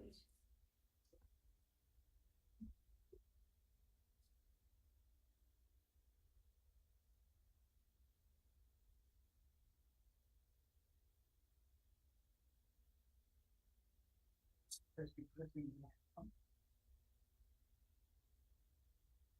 All right, now that the witness has been sworn, let me just inquire, Mr. Warwick, have you viewed or listened in on any of the testimony that's taken place in this trial since it started? No. All right, have you discussed your testimony with anyone else? No. Very well. Mr. Wixom, if you'd like to inquire on direct, you may. Thank you, Your Honor. Mr. Warwick, will you please state your full name for the record and spell it? David Dale Warwick. Will you spell it for the reporter, please? Oh, spell it. Sorry. DavidDaleWarwick. Thank you. And Mr. Warwick, where do you live? Pleasant Grove, Utah. What do you do for a living? A general contractor. I'm going to ask you some questions, drawing your attention back to roughly 5 years ago. Are you familiar with the name Chad Daybell? Yes. How are you familiar with his name? I think since 2012, if I recall. When did you first become familiar, or how did you first become familiar with his name? There was a book that he had done done a book with Julie Rowe. And I just knew that he was the author or publisher of that. At any point in time, did you have any contact with Mr. Daybell? At that time? At any point in time? Yes. When did you first have contact with him? He reached out to me to wanting to do a book with me. Do you recall approximately when that occurred? 2015 is what I'm thinking that was. How did he reach out to you? He's communicated. He's called me, he's texted me, and emailed me. And I just can't remember which one was first. Had you ever initiated any of that contact? No. What was your reaction to his request that you write a book? I just said I needed to think about it, and because of the content, I needed approval from above. Okay. So did you decide ultimately to write a book for him? No. After that initial contact, however it came, did he continue to reach out to you to request this? Yes. How often did he reach out to you? Probably 3 or 4 times over a year. How did he do that? Text and email mainly. I think we only had 1 phone call. What was your reaction to those continued requests? I just said no. At any point in time, did you ever have any personal contact with Mr. Daybell? Yes. When do you recall that first happening? The first time was at a meeting in Rigby, Idaho. And tell the jury about this meeting. What was the meeting? It's they're having a meeting about priesthood power and dealing with the darkness of this world and evil. Who was having the meeting? John Miller. And approximately when did this meeting occur? If I remember right, it was fall of 2015. And why did you have occasion to attend that meeting? Because John Miller reached out to me. Did you ask me to come? Did you know Mr. Miller before this? I did not. Did you have any understanding why Mr. Miller had reached out to you? Yes, I had done a few firesides, and anyway, so people got to know me through others that way, and so he reached out to me thinking that I would be interested in this. I think you indicated that this meeting occurred in Rigby, Idaho. Yes. And where in Rigby was this meeting? Where? Mm-hmm. It was at his home. Do you recall who all was in attendance at the meeting? Not everybody. Most of the people I didn't know. Who do you recall and was at the meeting? John Miller, Larry Hilton, Tom Harrison, Bob Walker, Hector Sosa. Now, some of these guys I met because we carpooled up, so that's why I remember their names. But then the others that were there, that's where I met Chad. When you were at this meeting, did you have any occasion to have a conversation with Chad? Yes. Can you explain to the jury what was the conversation about and how did that come to be? He just came up and said that he was going to go to his house, and he wanted me to come over. He said Julie Rowe and a few of her associates were coming, and they actually showed up at this meeting too. And anyway, I said, no, I'm not here. I'm here for this meeting. And I didn't want to go. I wanted to stay because I was asked to be at this meeting by the host. So what was Chad specifically asking of you? He just asked me to come with him. And did you eventually do that? Yeah, he went and talked to John Miller, and they were having a lunch break. And John said, "Yeah, go ahead and go. It'll be okay. Just we can just resume when you get back." At that point, did you want to go? No, I didn't. But there was some curiosity to what's going on. So, but I just went out of respect. And where did you go? We went to Chad's home. Where was his home located? In Rexburg. What did you do at his home? We walked around his property, and this is the first time I had met Julie Rowe also. And basically she was helped telling him how the property was to be laid out and organized for tents to be set up and a building to be built for preparations. Why did Julie Rowe explain this information? What was her basis of understanding? My understanding is she had a vision, or she was having visions. I wasn't informed on the details of what was going on. It was more of a meet and get acquainted. Did you recall meeting anybody else at that meeting besides Ms. Rowe? Let me withdraw that and be clear. While at Chad's property, do you recall meeting anybody else besides being there with Chad and Ms. Rowe? Yeah, there were several other men there, but I don't recall their names. Did you ever have occasion to meet Chad's wife? Yes. And who was that you met? Tammy. When did you meet Tammy? When we were in their living room, Chad had her come out and introduced us to his wife. Was that at the same meeting that you were there with Julie Rowe that Chad had brought you to? Yes. Okay. Did Tammy participate in the conversation or walking around the property? No, she didn't. Any understanding why she did not do that? I just didn't feel like she was interested. But that was just my feelings. How did that meeting eventually end? When we got done walking around the property, we just left and went back to John Miller's. Did you have any other interaction with Chad at that point, at that meeting? No. Do you recall any other occasions that you met Chad personally after that meeting? Yes. When's the next time that you recall having met with him personally? There was a conference in Brigham City, Utah that I was asked to speak at, and Chad was there. To the best you can recall, approximately when was that conference? 2017 is my guess. That's the best that would be my guess. I don't remember exactly. But it was after your meeting at John Miller's house? Yes. What was your interaction with Chad at that conference?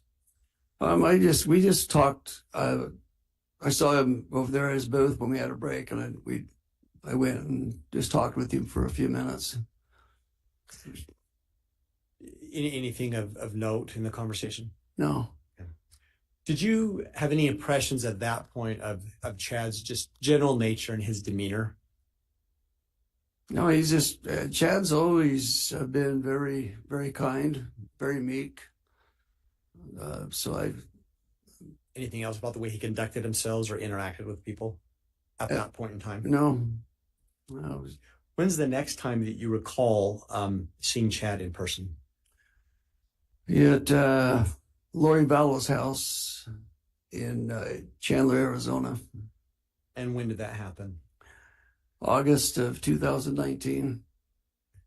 What was your occasion for being at that meeting? Lori, I was with Melanie, and we were doing a couple firesides in Arizona, and Lori called when we were coming back down from the northern Arizona and said, "Hey, we got some friends here. We'd like you." They wanted her to bring me over to meet me. So they said they were just having like a luncheon. She had prepared food and just asked us to come and stop by. When you say Melanie, are we speaking of your spouse? Yes. And who is your wife, just to clarify for the jury? Who's what? Who is your wife? What's Melanie? Yeah. What was Melanie's last name at the time? Oh, sorry, Gibb. Sorry. And you're still married? Yes. So who do you recall being at that luncheon or that meeting at Lori's house? Chad, Lori, Melanie Boudreaux, I think was her name. Alex Cox, Zalima, and then there was a lady there named Julie. Is it the same Julie Rowe? No. During that meeting, was there any conversation that occurred? Yeah, it was sitting around a table and eating food, and conversation was happening while we were eating. Anything else? What was the general subject of the conversation while you were at the meeting?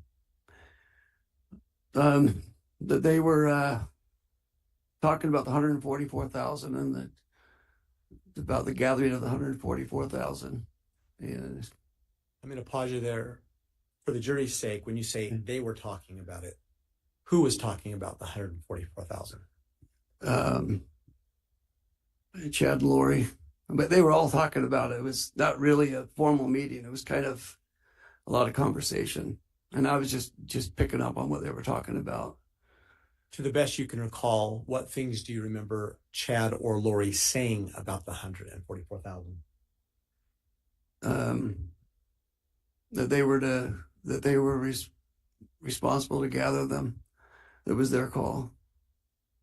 Now, were these things that just one of them was saying? Let me withdraw that. Was Chad saying these things? I don't remember which one was saying it.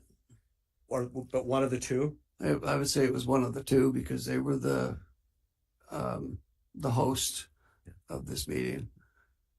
Any reason to think that they both weren't embracing or believing whatever it is that they were talking about? Yeah. Yes.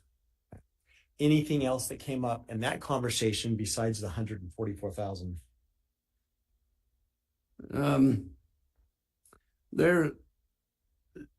They talked about they all have these special gifts they were given, and what they were gonna. They talked about they had multiple lives and done things in previous lives. When you talk about these special gifts, did they elaborate at all on these special gifts? It was there was. I just remember a couple. One was had power over the elements of the earth and had to be in certain places a certain time to facilitate whatever God was doing. Judge, I hate to interrupt, but could I have some foundation as to exactly which one of these guests was that talking about that? Mr. Richardson. Thank you. Awesome question, Judge. So you just mentioned this gift about power over the elements. Do you recall for the jury, who was it at this meeting that had those types of powers? Zulema. Were there any other special powers that were mentioned at the meeting? And yeah, that I can recall, no. I remember Alex was to either do, or he was told that he was the angel that came to stop Laman and Lemuel when Nephi was being smitten. Is that an LDS reference? Yes. What did Alex think about that or say about that particular belief? He felt good because he was doing something good. He felt good that he was a good guy. And during that meeting, did Chad ever discuss with you any role that he might want you to have in this gathering? At that time, I don't think he did. I think it was for me just to get acquainted. Did you have any discussions with him about your reaction to some of those things that were being taught? Yes. What discussion did you have with him about that? But if somebody's going to have the position to call the 144,000, that I felt like that would be a prophet of God that would have that responsibility. Is it fair to say that you didn't believe that Chad was a prophet of God at that point? No. At any point? No. So did you tend to agree with some of those teachings that Chad was engaging in that day? Judge, I'm going to object to the characterization. I can respond. Oh, it's overruled. Go ahead. Did you have any disagreement? I'm sorry. Let me withdraw that. You can ask the question if you remember what it was. I'm sorry. I'll re-ask it. Did you agree or disagree generally with the things that Chad and others were teaching at that meeting? I disagreed. Do you remember specifically, besides the issue of a prophet, anything else that you disagreed with? Yeah, they did. They talked about Satan having power to push people out of their bodies and taking possession of them, and then the person's spirit would be stuck in limbo. They couldn't go forward because the body was still alive. Did you discuss that teaching with Chad at all? Yeah, I just said Satan was never allowed that power because that's something he wanted to do from the beginning, and God put a boundary there so he could not do that. So you didn't believe these things? Is that fair? Okay. During that meeting, did you notice anything about the way Chad and Lori interacted with one another? They seemed really close. I mean, they were, they were really friendly with one another. When you said really close and friendly, could you describe that more for the jury? Well, I just noticed when Lori brought the food to the table, she kind of leaned on him as she put his plate down. What did that indicate to you? affection. For speculation, Judge, Sustained. did you notice anything else about their behavior that indicated to you anything about their relationship? No. Had you ever met Lori before that meeting? No. And was there another time that you interacted with Mr. Daybell? Yes. When do you recall that occurring? It was September of 2019. And what was that occasion? I was at Lori's house to do a podcast with Lori and Melanie. And so I was there for that weekend, and Chad came over. When you said you were at Lori's house, where was that at? It was in Rexburg. Did you get invited to come? Yes. And were you in Idaho for any other reason at that point? We had just moved my son up to Pocatello, Idaho, so I was coming up to see them, and I was coming up for the Book of Mormon Evidence Conference. And then, and Melanie and Lori had been wanting to do a podcast, and so I just kind of made a weekend of it. My plan was to stay in a hotel in Idaho Falls, to be in between both places. But Melanie invited me and said, Lori said, stay here. Don't need to put money in a hotel. We got an extra room for you. So. And that was in reference to Lori's place? Mm-hmm. Is that a yes for the record? Yes. Okay. And can you describe Lori's place that you went and stayed at, so the jury has an understanding of the layout? It was, when you walked in, there was a living room and a kitchen, just one room, and then a stairs on the right that went up to the bedrooms and bathrooms. And when you arrived, who do you recall being at her apartment? Lori and Alex and Melanie. What about children? Were there children there? JJ. Did you have any occasion to interact with JJ when you arrived there? Yes, I tried a couple of times. He was sitting on the couch playing games, and so I tried to just get to know him a little bit, but he was pretty into his game. Did he respond to you then, or no? And do you have any special needs children yourself, Mr. Warwick? Yes. Can you tell us about that? I have a Down syndrome boy What's with autism. Hold on. There's a pending sorry. objection. I haven't ruled. It's relevance. Judge, may I argue? No, it's sustained, Mr. Brookston. Okay. Did you have any further interaction with JJ at that point? Just one more time. He had a box, and he was cutting windows and doors in it, making a little toy house out of a cardboard box. Did you try to talk to him on that occasion? I did. Any interaction with him then? No. I think you already mentioned Chad was at this meeting or gathering. He showed up at least 2 or 3 times. He was kind of in and out. Do you recall what span of time were you staying at Lori's apartment on this occasion? Friday night through Monday morning. So roughly 3 days? Yes.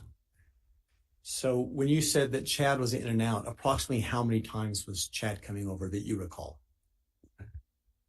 I can recall twice for sure. It may have been a third time, but it's. When he came, how long would he stay?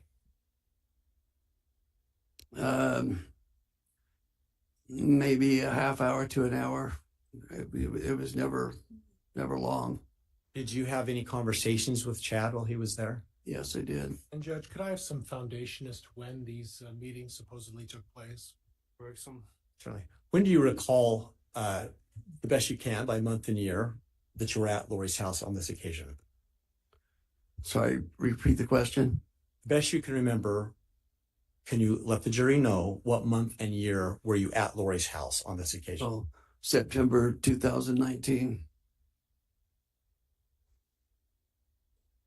And so back to the question about Chad. What do you remember talking to Chad about when he first? Judge, again, I'm going to renew my foundation. We don't know which day of the week we're talking about since this was a 4-day weekend. Well, I think that's more appropriate for cross, so Okay. It is vague, but Mr. Wixom, you continue. Thank you. Continue. Thank you. When's the first time over the course of the weekend that you can remember that Chad came over? Do you remember what day of that weekend it was? It was the weekend, September 20 to 23, or 19 to 23, or 19 to 22, I mean. Whatever that weekend was, I just remember I remember the 23rd, so. This has been 5 years ago. Yeah. Do you remember, you said earlier that you were there from a Friday to roughly Monday morning. Yeah. Do you remember which day of that weekend that you first recall Chad coming over?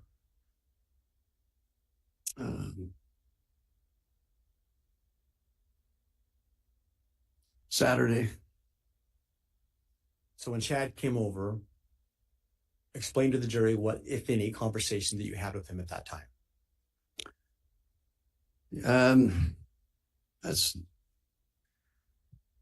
They talked about, anyway, that's when I'm trying to remember what the reason was coming over. I don't remember the intent for the reason, but we talked about that's when I learned about more of their relationship. What did you learn? That they were that they had been together in past lives, and that they had a mission to do together. Did they explain at that time what that mission was together? Yes. What was it? To gather the 144,000.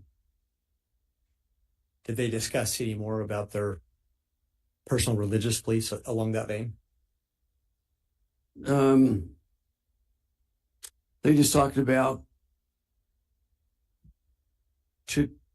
terrestrial buildings that are on this earth that they can see. And what did you understand that to mean? Did you say terrestrial or terrestrial? Yeah, terrestrial. What did you understand that to mean?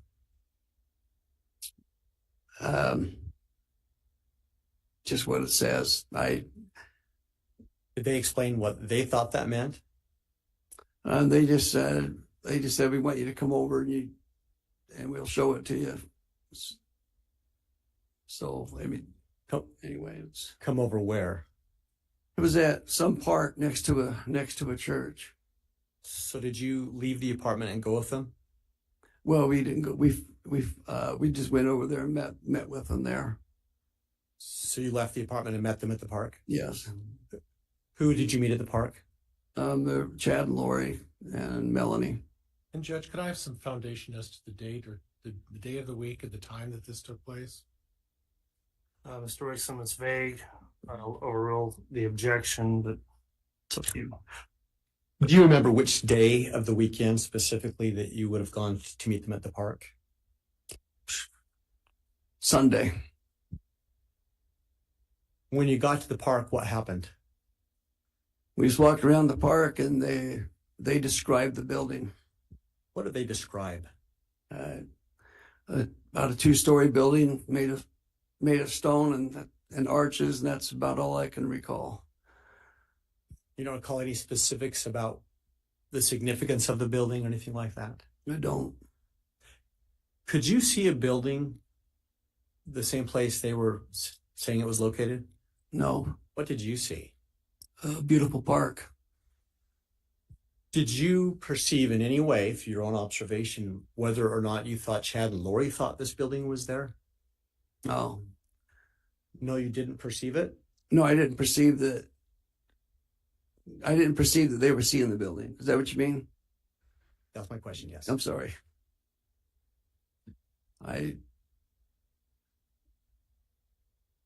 Honestly. Judge, non-responsive. Sorry. Sustained. Sir, could you tell if Chad and Lori thought the building was there? They talked like they did, but I didn't feel any truth in it. Did they give you any reason why they were telling you about this or trying to show you this building? No, there was never really any reason explained. I think they were just trying to get my confidence. What do you mean by that? Get me familiar with what they were doing and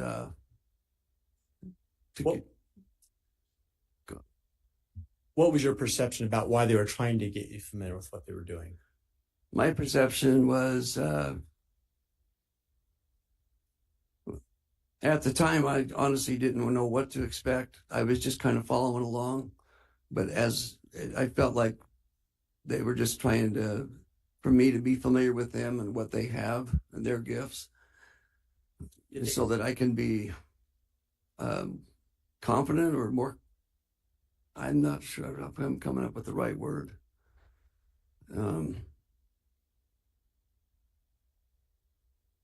More of an assurance that what they are doing is true. Kind of like trying to witness what they have.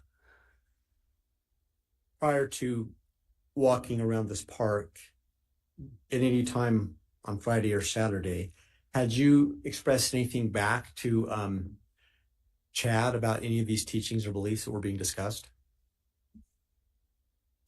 I just talked to him about Satan and the evil spirits. They don't have that power. It's not going to be given them, and that the gathering of 144,000, that would be done by the prophet or somebody called under his authority. Would it be fair to say that you'd explain to them that you weren't really accepting these beliefs? Yeah. Now, during this weekend, at any time, did you observe anything about Chad and Lori's interaction with each other that gave you any clues about the relationship? They were more affectionate. In what regard? He walked up behind her and put his arms around her. Anything else? I think there was a kiss on the cheek. There was some head rubbing. Anything about that aspect of their relationship that bothered you that weekend? Yes. What was it that bothered you? That he was still married to Tammy. Did you ever confront him about that? Yes. What did you say to him? I just asked him about his marriage to Tammy, if she was, was she happy? Was he happy with her? Was she a good wife? Was she a good mother? How'd he respond? He said, yes, she was very good. And he said that she was good. Anything else in that conversation specifically? Well, they said that Lori was going to be his next wife. They'd been married before and they're going to fulfill this mission together, and that he had a dream that Tammy was going to be passing by the time he was 50 or 51. Did you have anything further that you said to him about that?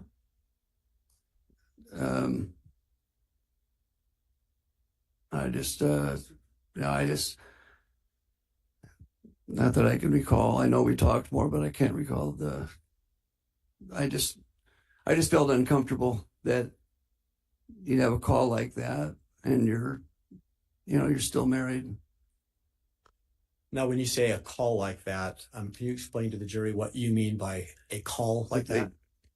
The call that he was called to gather the 144,000. So, did you have any interactions with Chad that you can recall on Sunday of that weekend? I'm sorry, I'll withdraw that. After you got back from the park, did you have any further interaction with Chad that weekend? Yes. What was that interaction? He said that there was 80 acres for sale over there by his place. And I have an associate that once wanted to do a development in Rexburg. So he told me about this 80 acres that would be a good place to do it. And I just told him, I said, well, I don't have time. It's Sunday. I don't do business on Sunday, but I said, I'll go ahead and drive by it and just see if I get any vibes. And then talk to this associate of mine down in Utah about it. What did you mean by see if you get any vibes? What did that mean? Just to see if it felt like a good place to do a development. As a builder, does this happen with you sometimes? Do people come? Yes. And then how did that interaction end when you went over and looked at the property? Yeah, we went over there to we followed Alex over. He took us to where it was, and we just got out and we were just looking at the property and getting ready to leave. And then Chad and a guy that he was serving with in church, a realtor named Ron, they showed up. Any more conversation with Chad while you were there at the property? Nah, he just wanted Ron to meet me, and then Ron wanted to go over the deal, and I just said, just send me emails on it. I don't want to talk about it today. When you were done looking at his property, did you eventually go back to Lori's apartment? Yes. Did you have more conversation with Chad then at the apartment? Not that I can recall. At any point over this weekend, did Chad ever suggest that you would have any role in this 144,000 gathering? Yes. When did that occur? Remember that day?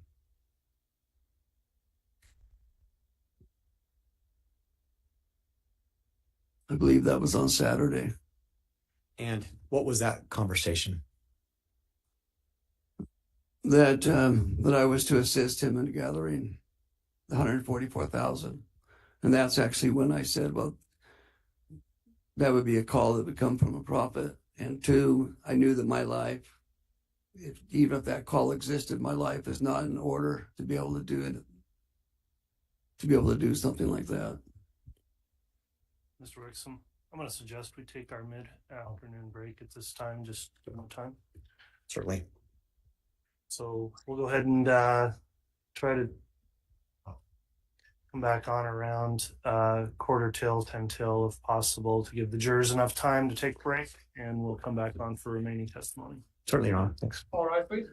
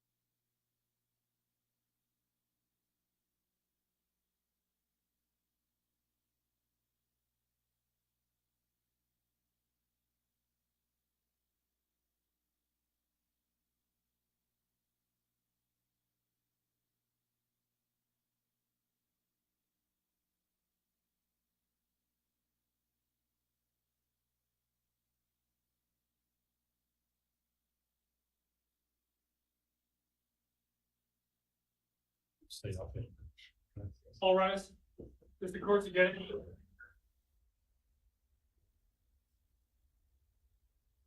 Thank you. Please be seated.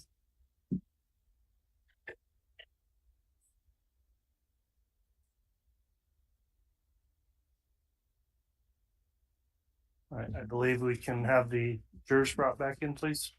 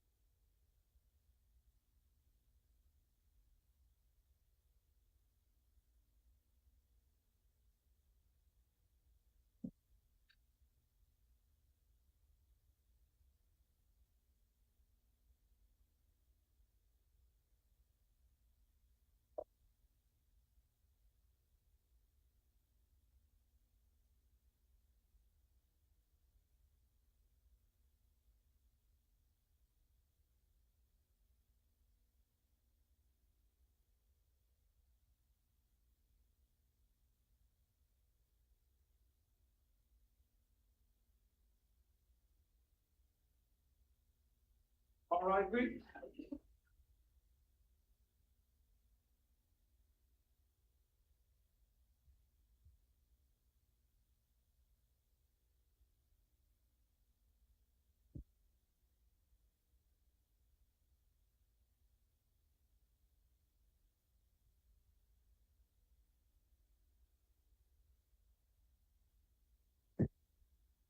Please off prisoner count for your honor. Thank you, Mr. Bailiff. Please be seated.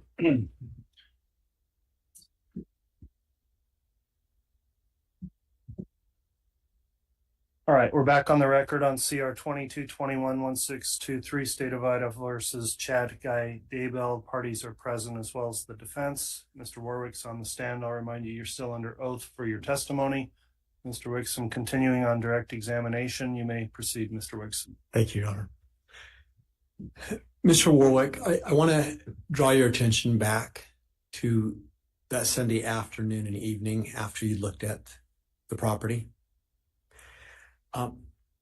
When you came back, did you have any other interaction at all with JJ? No. Did you see him in the apartment that day?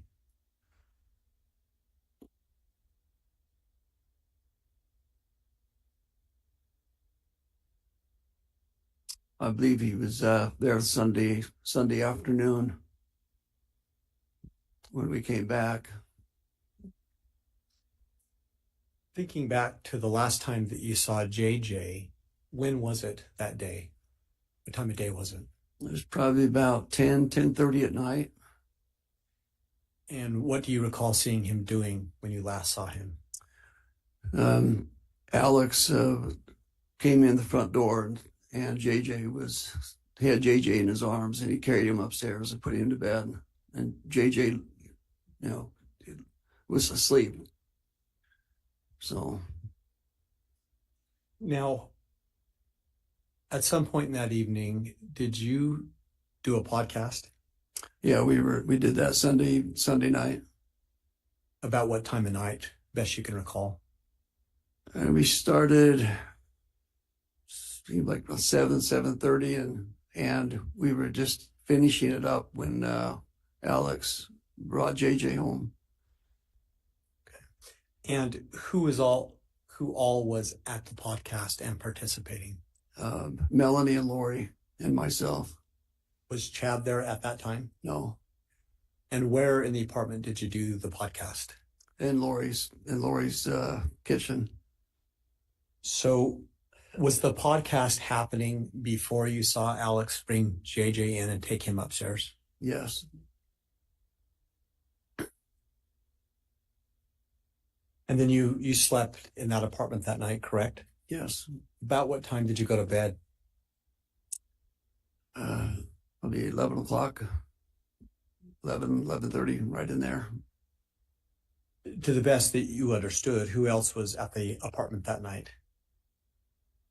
Lori and Melanie, JJ and myself. I don't think I asked this before, but at any point during the weekend, did you ever see Tylee at the apartment? No. Ever see her around anywhere? No.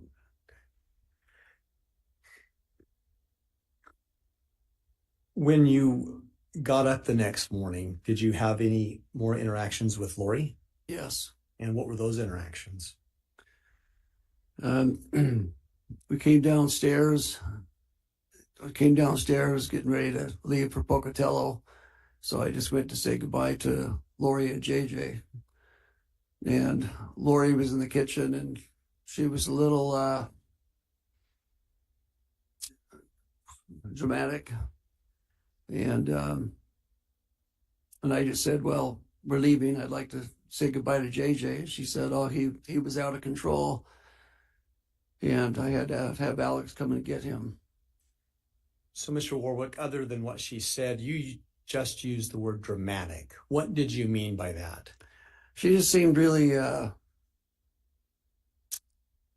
talking fast and nervous. Just kind of, when I meant by dramatic, she explained that he climbed up on the cabinets in the fridge and got on top of the upper cabinets. And it just her explanation of how JJ was acting was what I would say was dramatic. Was it different than your other interactions with Lori? Yeah. Did she say anything else about him climbing up on the cabinets, JJ? No, she had a picture of Christ on the upper cabinet, and he said that he went up there and pushed that down. Now, did that seem accurate to you, her account of what had happened with JJ climbing on the cabinets? No. Why not? Because I didn't see any broken parts on the cabinet. I didn't see any scuffs on the fridge. And the crown on the top, if he would have got up there, that crown would have just pulled off. Is cabinet crowning something you're familiar with as a builder? Yes. Did you get a close observation of the crown on the cabinet then? Yeah. Did you say anything about this to Lori? No, I just said, well, she said that he was having a possession attack. And so I said, well, I'd really like to see him. And she said, no, Alex has got him and he's taking care of him. When she said he's having a possession attack, did she say anything else about that aspect of it? No, just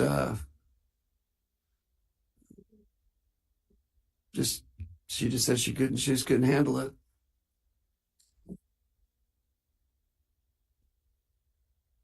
Your Honor, can I have just one moment, please? Yes. Thank you.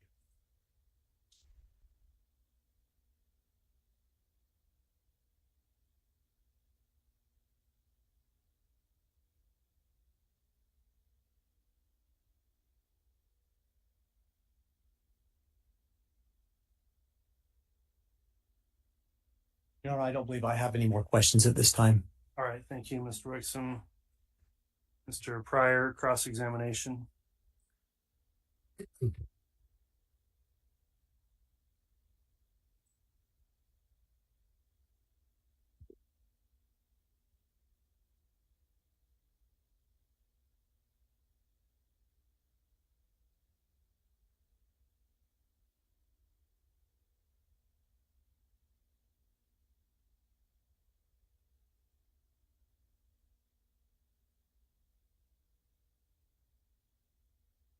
Good afternoon. Mr. Warwick, you previously mentioned that you were married to Melanie Gibb. Yes. Okay. What was the date of the marriage? December 10th, 2020.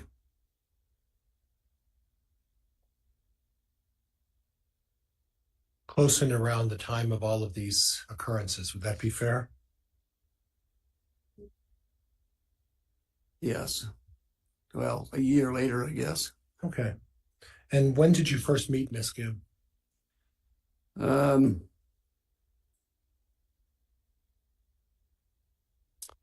at a conference that at UVU.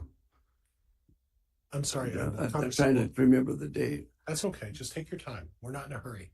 Okay. Met her at a conference. I think it was I don't remember the year. It's probably 2000, 2012 or 2013 or 14, somewhere in there. Okay. And then approximately when did the two of you start dating? We started in August of 2019.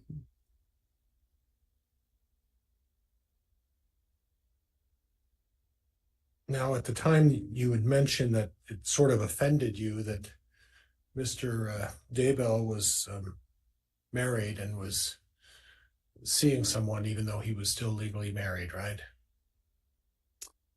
Well, in relation to the things that they were, like the beliefs that they were, didn't match up. The beliefs didn't match up. Well, what they were saying they were doing about their calling and then seeing each other didn't match up. That's inconsistent. Yeah, it's you just. I'm sorry. Yeah, no, I'm done. Sorry. No, please go ahead. I'm done. Okay. So what he was preaching wasn't consistent with the way he was acting. Is that what you were saying? Yes. Okay, but at the time you started dating Miss Gibb, you were still married too, weren't you? Yeah, my divorce was just getting finalized. Okay. But you started dating her while you were still legally married, weren't you? Well, I made the mistake. I thought I was doing the 30-day waiver. Okay. On, for the time. Mm-hmm. And, but I didn't understand that the judge needed another 60 days after the 30 days. And I'd already paid for two plane tickets to have some time with her in August with my son, Nicholas. And so we just went forward and went, and did those two things for August. Right. So in other words, you traveled. So when you met her in August of 2019, you were already planning on going on a vacation with her. Is that right? No, not a vacation. What was it? One was the Zions, called the Zions camp. It's a kind of an educational camp. Okay. And I wanted to see how she would do with my son Nicholas. Okay. And I was taking care of my son Nicholas. That was the whole reason for the divorce, because my wife at the time, it was too much. We had him with us for several weeks. And so I don't have time. I don't know how much time you want for the details, but that was the whole motivation was. You divorced your wife because she wasn't taking proper care of your son Nicholas, and it's all about Nicholas, right? No, we mutually agreed. Okay. We did not want a divorce, but we needed to get Nicholas out of the home that he was in because he was suffering some abuses there. Okay. If you'd like to go into more, I'd be happy to. We don't have to. Okay. I don't know. I didn't want to go into this much, but I just wanted to clarify a few things that were of a concern. Okay. Okay. Thank you. Now, I do want to talk a little bit about an organization called the Seven Gatherers. You're familiar with that, right? No, I'm not. Okay. And to your knowledge, your wife isn't a member of the Seven Gatherers, right? I don't know anything about Seven Gatherers. Okay. Thank you.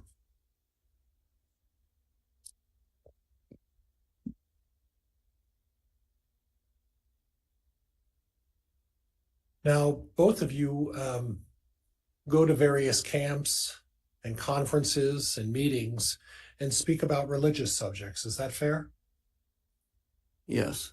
And both of you have I don't want to use the term expertise, a knowledge of certain areas of religious beliefs. Would that be fair? Yes. And your particular area of knowledge is in what?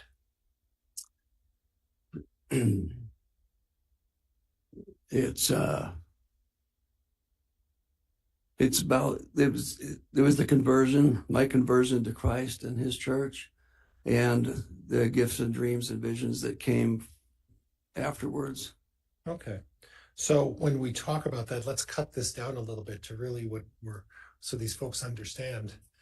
It's really about, you go to these camps in rural, these fireside chats is what they're talking about, or mentioned as, correct? Fireside chats?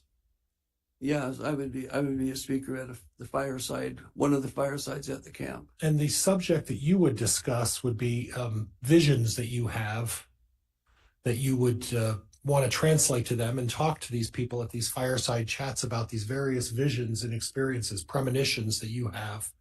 No, it was about my conversion and the faith, and then the fruits of that faith. Oh, you've never. It was to build faith.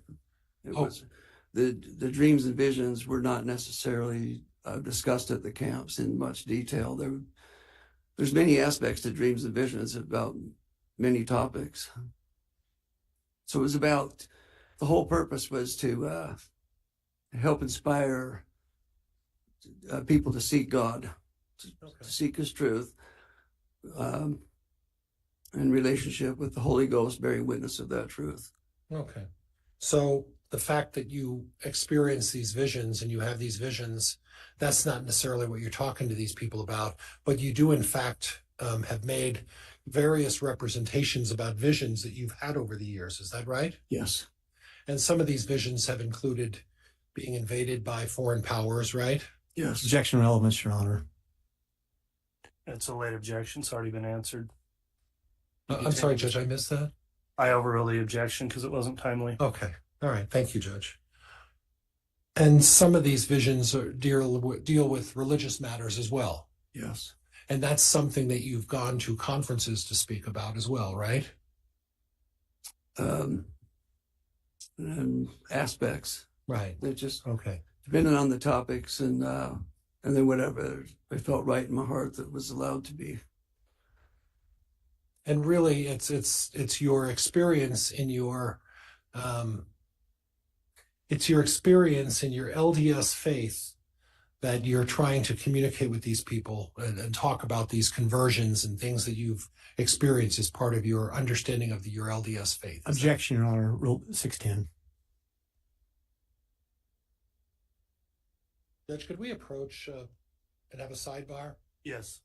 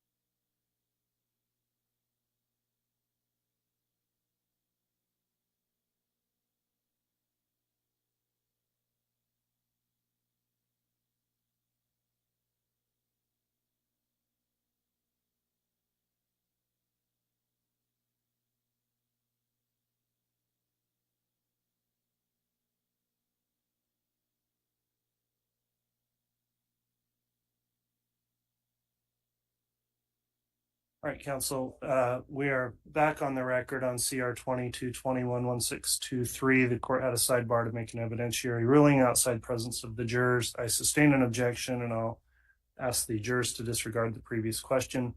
Mr. Pryor, if you'd like to continue with your cross, you may. So, Mr. Warwick, we were on the subject of visions, and that you explained to me that these visions are only a small part of what you lecture at these fireside mountain retreats and at these conferences and at these meetings. Is that fair? Yes. And part of these visions is consistent with your faith, right? Yes. So if you were to have these various visions about certain events, that's not something that's particularly inconsistent with your faith, correct? Correct. Okay. And if Chad Daybell were to have visions of certain events, that's not necessarily inconsistent with his faith either, correct? Correct. Okay. I want to talk to you a little bit because I'm a little unclear. There's been some testimony about what vibrations are. Do you understand the term vibrations? I understand the term, but I don't understand the context. Okay, the context is in a religious context, that you get some sort of feedback that has a religious perspective to it. So in that context, do you understand or have had familiarity with that process? Yes. Okay, what is that experience or knowledge that you have as it relates to vibrations?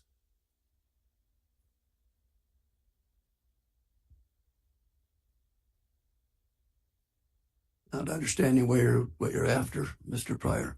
Okay, well, in a religious context, have you participated in meetings or gatherings that dealt with the subject of vibrations? No. You haven't? No. Has your wife gone on seminars and spoke about, while you were there, about this theory and idea of vibrations? Not that I recall. Okay. All right. Then what is your wife's been as well has been called to a number of places to speak as well as a guest at a number of places, correct? Yes. And she's similar topics, but hers has a little bit of a slant. What's her area of knowledge? Hers is more about believing and overcoming unbelief. Okay, and be more specific if you could. Okay. Like in what way? Overcoming non-belief? What do you mean?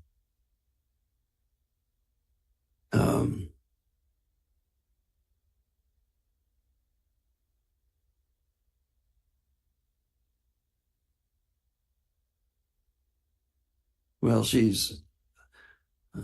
did health. Actually, hers was more on health. The ones that I've seen, because she does foot reflexology. Okay. And it teaches about the body, and it works with the nerves through the feet. Okay. All right. Because a lot of the speaking things that she had done, I was not involved with. A lot of that had happened before we got together. And the items that she would talk about, I'd never witnessed what she spoke about. By the way, Mr. Warwick, please don't just interject in Sorry. response in the middle of anyone else talking. It's difficult for the court reporter. And Mr. Warwick, I'm going to be guilty of that too a couple of times. So we'll try to be patient with each other. Okay. Okay. So when you say before you met her, she's been speaking about religious topics before you folks even met, right? Yes. And you guys met again when? Officially, we met the end of May 2019. Okay. But unofficially, you met well before that in what, 2012? Yeah, she was in the line of people, and they just came up to tell me that they appreciated the talk that I gave. That was it. And prior to May of 2019, it was she engaged in the same sort of speaking circuit. She would go to these fireside retreats and she would do these conferences well before she ever met Chad Daybell, right? Yeah, but she wasn't, from my understanding, she was not a speaker for years. She just they organized some podcast. I can't remember the name of it right now. Anyway, and that's what that's what they were mainly doing, was podcast. I never recall I'd ever seen her speak at any of these events. Okay.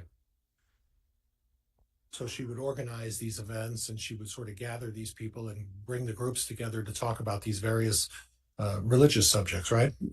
Religious and health and child, raising children.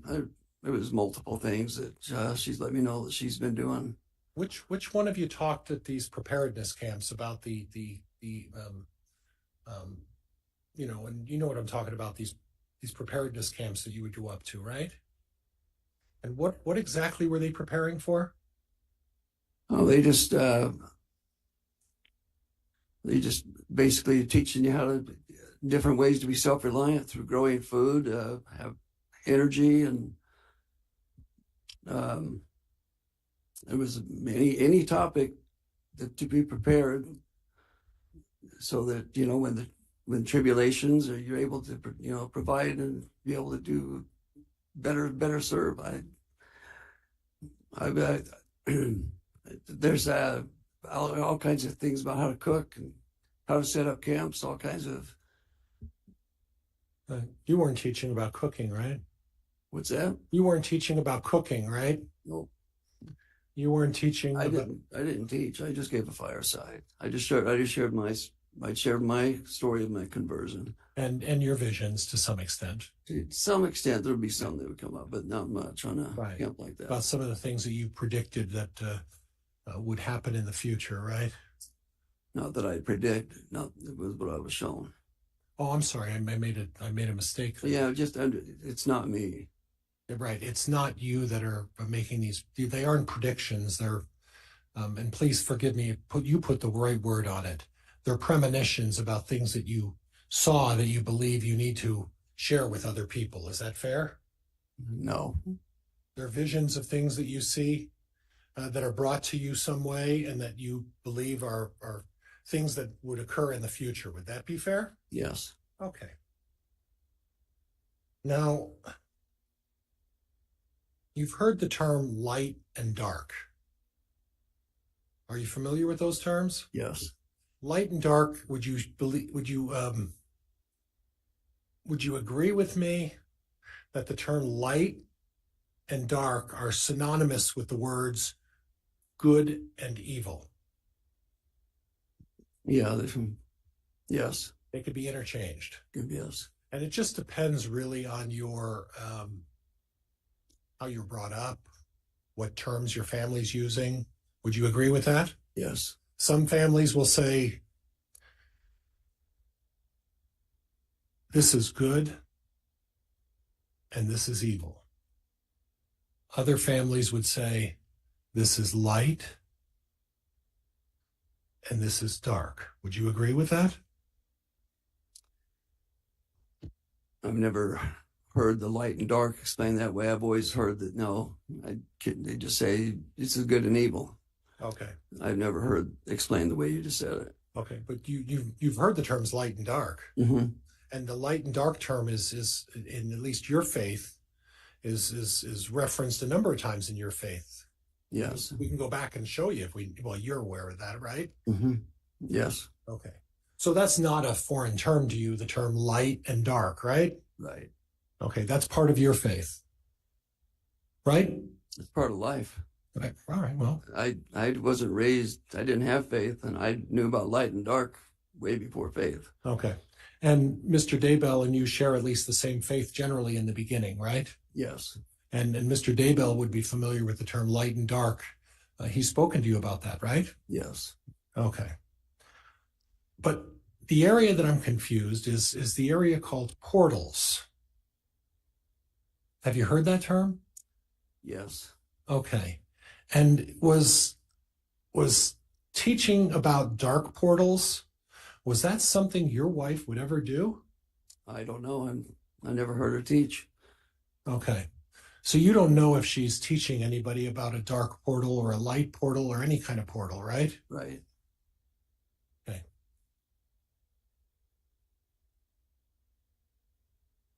Judge, this might be a place where we can gather up again. It's up to the court. I can either go on or whatever the court prefers. All right. I know it feels like we've had breaks today, but I'm pretty committed to keeping our jurors on the schedule that we've determined. So we are going to take our break for the day. We'll conclude and continue on with further cross tomorrow. Before we conclude, just a few things. Mr. Warwick, I'll be asking you again in the morning if you've reviewed any of this trial testimony or anything. So you're still subject to that exclusionary order. For the jurors, again, the admonishment, please don't do anything to review or investigate the case in any way.